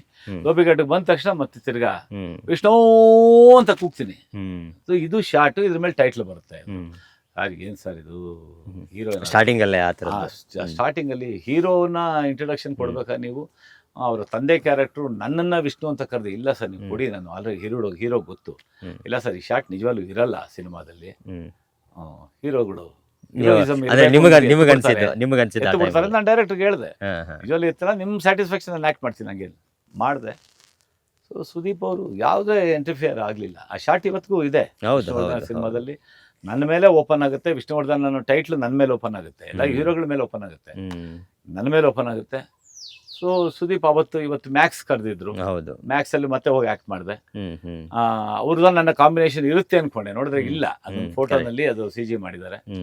ಸೊ ಸಿನಿಮಾ ರಿಲೀಸ್ ಅಲ್ಲಿ ಈವೆಂಟ್ ಅಲ್ಲಿ ನೀವೆಲ್ಲ ನೋಡಿದ್ದೀರಾ, ಸಿನಿಮಾ ಈವೆಂಟ್ ಅಲ್ಲಿ, ಪ್ರಮೋ ಈವೆಂಟ್ ಅಲ್ಲಿ. ಸೊ ನಂಗೆ ಆ ಕ್ಯಾರೆಕ್ಟರ್ ಹೇಗೆ ಬಂತು, ನನಗೆ ಡಬ್ಬಿಂಗ್ ಹೇಗೆ ಮಾಡಿಸೋದು ಸುದೀಪ್ ಅವರು ಅಂತ. ಸೊ ನನಗೇನು ಅವರಲ್ಲಿ ಏನು ಚೇಂಜಸ್ ಕಾಣಿಸಿಲ್ಲ. ಇನ್ನು ಸರ್, ಈಗ ಪ್ರತಿ ಸರಿ ಏನಾಗುತ್ತಂದ್ರೆ, ಹಿರಿಯ ಕಲಾವಿದರು ಅಂತ ವಿಚಾರ ಅಂತ ಬಂದಾಗ ನಾನು ಪಾತ್ರಗಳು ಸಿಗಲ್ಲ, ಯಾರು ಕರಿಯಲ್ಲ ಅನ್ನೋಂತಹ ಕೂಗುಗಳು ಅದು ಸಾಮಾನ್ಯ ಎಲ್ಲಾ ಸಿನಿಮಾದಲ್ಲಿ. ನಾನು ಇರಬೇಕು ಅಂದ್ರೆ ಎಲ್ಲಾಗುತ್ತೆ ರವಿಕುಮಾರ್ ಅವ್ರೆ? ಈಗ ನನಗೆ ಅಂತ ಸೂಟ್ ಆಗುವಂತ ಕ್ಯಾರೆಕ್ಟರ್ ಇರಬೇಕು ಅಲ್ವಾ? ನನಗೆ ಅಂತ ಸೂಟ್ ಆಗುವಂತ ಕ್ಯಾರೆಕ್ಟರ್ ಇದ್ರೆ ನಮ್ಗೆ ಬರುತ್ತೆ. I am not A hero. ಈ ಹೀರೋಗೂ ಅವ್ರದ್ದೇ ಆದಂಥ ಲಿಮಿಟೇಷನ್ಸ್ ಇದೆ. ಎಲ್ಲ ಕ್ಯಾರೆಕ್ಟರ್ ಅವ್ರು ಮಾಡ್ತಾರಾ? ಎಲ್ಲರೂ ಮಾಡೋಕ್ಕಾಗಲ್ಲ. ಸೊ ಅವಕಾಶ ಸಿಕ್ಕಿದಾಗ ನಮಗೆ ಸಿಗೋರೋ ಅವಕಾಶನ ನಾವು ಬಳಸ್ಕೋಬೇಕಷ್ಟೆ. ಅವಕಾಶ ಸಿಗಲಿಲ್ವಾ, ನೆಮ್ಮದಿಯಾಗಿ ಮನೇಲಿ ಇರಬೇಕು. ನಾನು ಹೇಳಿದ್ನಲ್ಲ ನಿಮಗೆ ಬರೋವಾಗ, ಡ್ರೈವಿಂಗ್ ಬರುತ್ತೆ, ಡ್ರೈವ್ ಮಾಡ್ಕೊಂಡು ಜೀವನ ಮಾಡ್ತೀನಿ ಅಂತ ಅಂದ್ಬಿಟ್ಟು ಅಶ್ವಥ್ ಅವ್ರು ಆಟೋ ಓಡಿಸ್ತಿದ್ದಂತೆ ಮೈಸೂರಿನಲ್ಲಿ. ಅದೇ ಥರ ಏನು ಬೇಡ, ಇವತ್ತು ಕಳ್ಳಕಾಯಿ ರೇಟ್ ಎಷ್ಟಿದೆ? ಯಾವ್ದಾದ್ರು ಥಿಯೇಟ್ರ್ ಮುಂದೆ ಕಳ್ಳಕಾಯಿ ಬುಟ್ಟಿ ಇಟ್ಕೊಂಡು ಕಳ್ಳಕಾಯಿ ಮಾಡ್ಬೋದಲ್ಲ, ಜೀವನ ನಡೆದೋಗುತ್ತಲ್ವಾ? ಏನು ಬೇಕಾದ್ರೂ ಮಾಡಿದ್ದೀವಿ, ಬದುಕ್ಬೋದು. ಕಳ್ಳತನ, ಸುಳ್ಳುತನ, ಲಂಪಟತನ 3 ಮಾಡಲಿಲ್ಲ ಅಂದರೆ ಜೀವನ ಚೆನ್ನಾಗಿ ಬದುಕ್ಬೋದು, ಹೇಗೆ ಬೇಕಾದ್ರೂ ಬದುಕ್ಬೋದು. ಕೊನೆಗೆ ನಿಮಗೆ ಒಂದೆಲ್ಲ ಒಂದು ಕಡೆ ಆಸೆ ಕೊನೆ ಇಲ್ಲ ಸರ್. ಆಸೆ ಆಗಿರ್ಬೋದು, ನಾವು ಅಂದ್ಕೊಳ್ಳೋದಕ್ಕೆ ಯಾವುದೂ ಕೊರತೆಗಳಿಲ್ಲ, ಮತ್ತು ಇಷ್ಟೇ ಅಂತ ಇರಲ್ಲ ನಮಗೆ. ಸೀಮಿತವಾಗಿ ಅದಕ್ಕೆ ನಾವು ಬಾಂಡ್ರಿ ಹಾಕಲ್ಲ. ಕನಸು ಕಾಣಬಹುದು, ನಾವು ಖಂಡಿತ ಹೆಂಗೆ ಬೇಕಾದ್ರೂ ನಾವು ಪಡ್ಕೋಬೋದು. ಹೌದು. ಕರಿಸುಬ್ಬು ಅವರ ಒಂದು ಕನಸು ಮತ್ತು ಗುರಿ ಜೊತೆಗೆ ಒಂದು ಆಸೆ ಏನಿದೆ ಸರ್? ನಥಿಂಗ್, ಎಲ್ಲ ನೋಡ್ಬಿಟ್ಟೆ. ಗುರಿ ಏನು, ಈಗ ಸದ್ಯದ ಗುರಿ ಹೇಳ್ತೀನಿ, ಮುಂದಿನ ಗುರಿ ಗೊತ್ತಿಲ್ಲ. ಆ ಥರದ್ದು ಏನೋ ಇರ್ಬೋದು. ಮತ್ತೆ ಫೀನಿಕ್ಸ್ ಪಕ್ಷಿ ಹೇಗೆ ಎದ್ದು ಬರುತ್ತೋ ಮತ್ತೆ ಎದ್ದು ಬರೋ ಪ್ರಯತ್ನದಲ್ಲಿದೆ ಕರಿಸುಬ್ಬು ಜೀವನ. ರೆಕ್ಕೆ ಮೂಡ್ತಾ ಇದೆ. ಆ ರೆಕ್ಕೆ ಮೂಡಿ ಆ ರೆಕ್ಕೆ ಹಾರೋದಕ್ಕೆ ಹಲವಾರು ಜನ ಹಾರಿಸ್ತಾ ಇದ್ದಾರೆ, ಹಾರಿಸೋದಕ್ಕೆ ಪ್ರಯತ್ನ ಪಡ್ತಾ ಇದ್ದಾರೆ. ಒಂದು ಹಕ್ಕಿ ಗೂಡಿಂದ ಈಚೆ ಬಂದು ಆ ರೆಕ್ಕೆ ಮೂಡ್ತಾ ಇರುತ್ತಲ್ಲ, ಒಬ್ರು ಇತ್ಕೊಂಡು ಹಿಂಗೆ ಅಂತಾರೆ ಹಾರೋದಕ್ಕೆ. ಅದಕ್ಕೆ ಹಲವಾರು ಗೆಳೆಯರು ಪ್ರಯತ್ನ ಪಡ್ತಾ ಇದ್ದಾರೆ ಕರಿಸುಬ್ಬುಗೆ. ಇದೆ, ತುಂಬ ದೃಷ್ಟಿಕೋನಗಳಿದೆ. ಸದ್ಯದ ದೃಷ್ಟಿಕೋನ ಆದಷ್ಟು ಬೇಗನೆ ಈ ಬಿಲ್ವ ಮುಗಿಸ್ಬೇಕು. ಮುಂದೆ ಯಾವತ್ತಾದ್ರೂ ಒಳ್ಳೆ ಪ್ರೊಡಕ್ಷನ್ ಮಾಡಲೇಬೇಕು, ಒಂದು ಒಳ್ಳೆ ಸಿನಿಮಾ ಮಾಡಬೇಕು. ನನಗೋಸ್ಕರ ಅಂತ ಅಂದ್ಕೊಂಡಿರೋ ಕತೆ ಒಂದಿದೆ, ಆ ಕಥೆನ ಮಾಡಬೇಕು. ಅದೊಂದು ಬ್ರಿಡ್ಜ್ ಫಿಲ್ಮ್ ಅಂತ ಕರಿತೀವಿ. ನಮ್ಮಲ್ಲಿ ಸುಮಾರು ಜನ ಅಂತಾರೆ, ಹ್ಮ್. ಅಣ್ಣ ಫೋನ್ ಮಾಡ್ತಾರೆ, ಒಂದು ಅವಾರ್ಡ್ಗೋಸ್ಕರ ಸಿನಿಮಾ ಮಾಡ್ತಾ ಇದ್ದೀನಿ ಅಣ್ಣ, ಒಂದು ಹ್ಮ್. ನೀವು ಕಡಿಮೆ ಸಂಭಾವನೆ ತೊಗೊಂಡು ಆ್ಯಕ್ಟ್ ಮಾಡಬೇಕು ಅಂತಾರೆ. ಅವಾರ್ಡ್ ಬಂದ ಮೇಲೆ ಅದು ಅವಾರ್ಡು ಸಿನಿಮಾ ಆಗುತ್ತೆ. ನೀನು ನಾವ್ ಅವಾರ್ಡ್ ಅನ್ಕೊಂಡೆ. ಸಿನಿಮಾ ಪ್ರಾರಂಭ ಮಾಡೋಕೆ ಮೊದಲೇ ಅವಾರ್ಡ್ಗೋಸ್ಕರ ಸಿನಿಮಾ ಮಾಡ್ತೀನಿ, ನೀನು ಏನು ಸಿನಿಮಾ ಮಾಡ್ತೀಯಾ? ಕರೆಕ್ಟ್. ಒಂದು ಒಳ್ಳೆಯ ಕಥೆಯನ್ನು ಬೇರೆ ರೀತಿನಲ್ಲಿ ಒಂದು ಕಡಿಮೆ ವೆಚ್ಚದಲ್ಲಿ ಹೇಳಕ್ ಹೋಗೋದೇ ಬ್ರಿಡ್ಜ್ ಫಿಲ್ಮ್ ಅಂತ ನಾನು ಅನ್ಕೊಂಡಿರೋದು. ಬ್ರಿಡ್ಜ್ ಫಿಲ್ಮ್ ಅಂತ ಕರಿತೀವಿ. ಅದೇ ಈ ಕಡೆ ಕಮರ್ಷಿಯಲ್, ಈ ಕಡೆ ಸಿನಿಮಾ ಮೇಕರ್ಸ್ ಅದನ್ನೇ ಅಂತೀವಿ. ಹ್ಮ್. ಅವಾರ್ಡ್ ಸಿನಿಮಾ ಅದು ಹೇಗೆ ಬರುತ್ತೋ ಅವಾರ್ಡ್ ಸಿನಿಮಾ ಅನ್ನೋದು ಗೊತ್ತಿಲ್ಲ. ಯಾಕೆಂದ್ರೆ ನೀನು ಇವತ್ತು ಸಿನಿಮಾ ತೆಗೆದು ಸೆನ್ಸಾರ್ ಆಗಿ ನಿನ್ನ ಸಿನಿಮಾಗೆ ಕಾಂಪಿಟೇಷನ್ ಇಲ್ಲದೆ ನಿನ್ಗೆ ಅವಾರ್ಡ್ ಬರೋಷ್ಟೊತ್ತಿಗೆ ಬಹುಶಃ ಒಂದು 2 ವರ್ಷ 3 ವರ್ಷ ಆಗಿರುತ್ತೆ ಮಾರಾಯ. ಇವತ್ತು ಓಂ ಪ್ರಥಮದಲ್ಲೇ ನೀನು ಅವಾರ್ಡ್ ಸಿನಿಮಾ ಅಂತ ಹೇಗಂತೀಯ? ಕರೆಕ್ಟ್.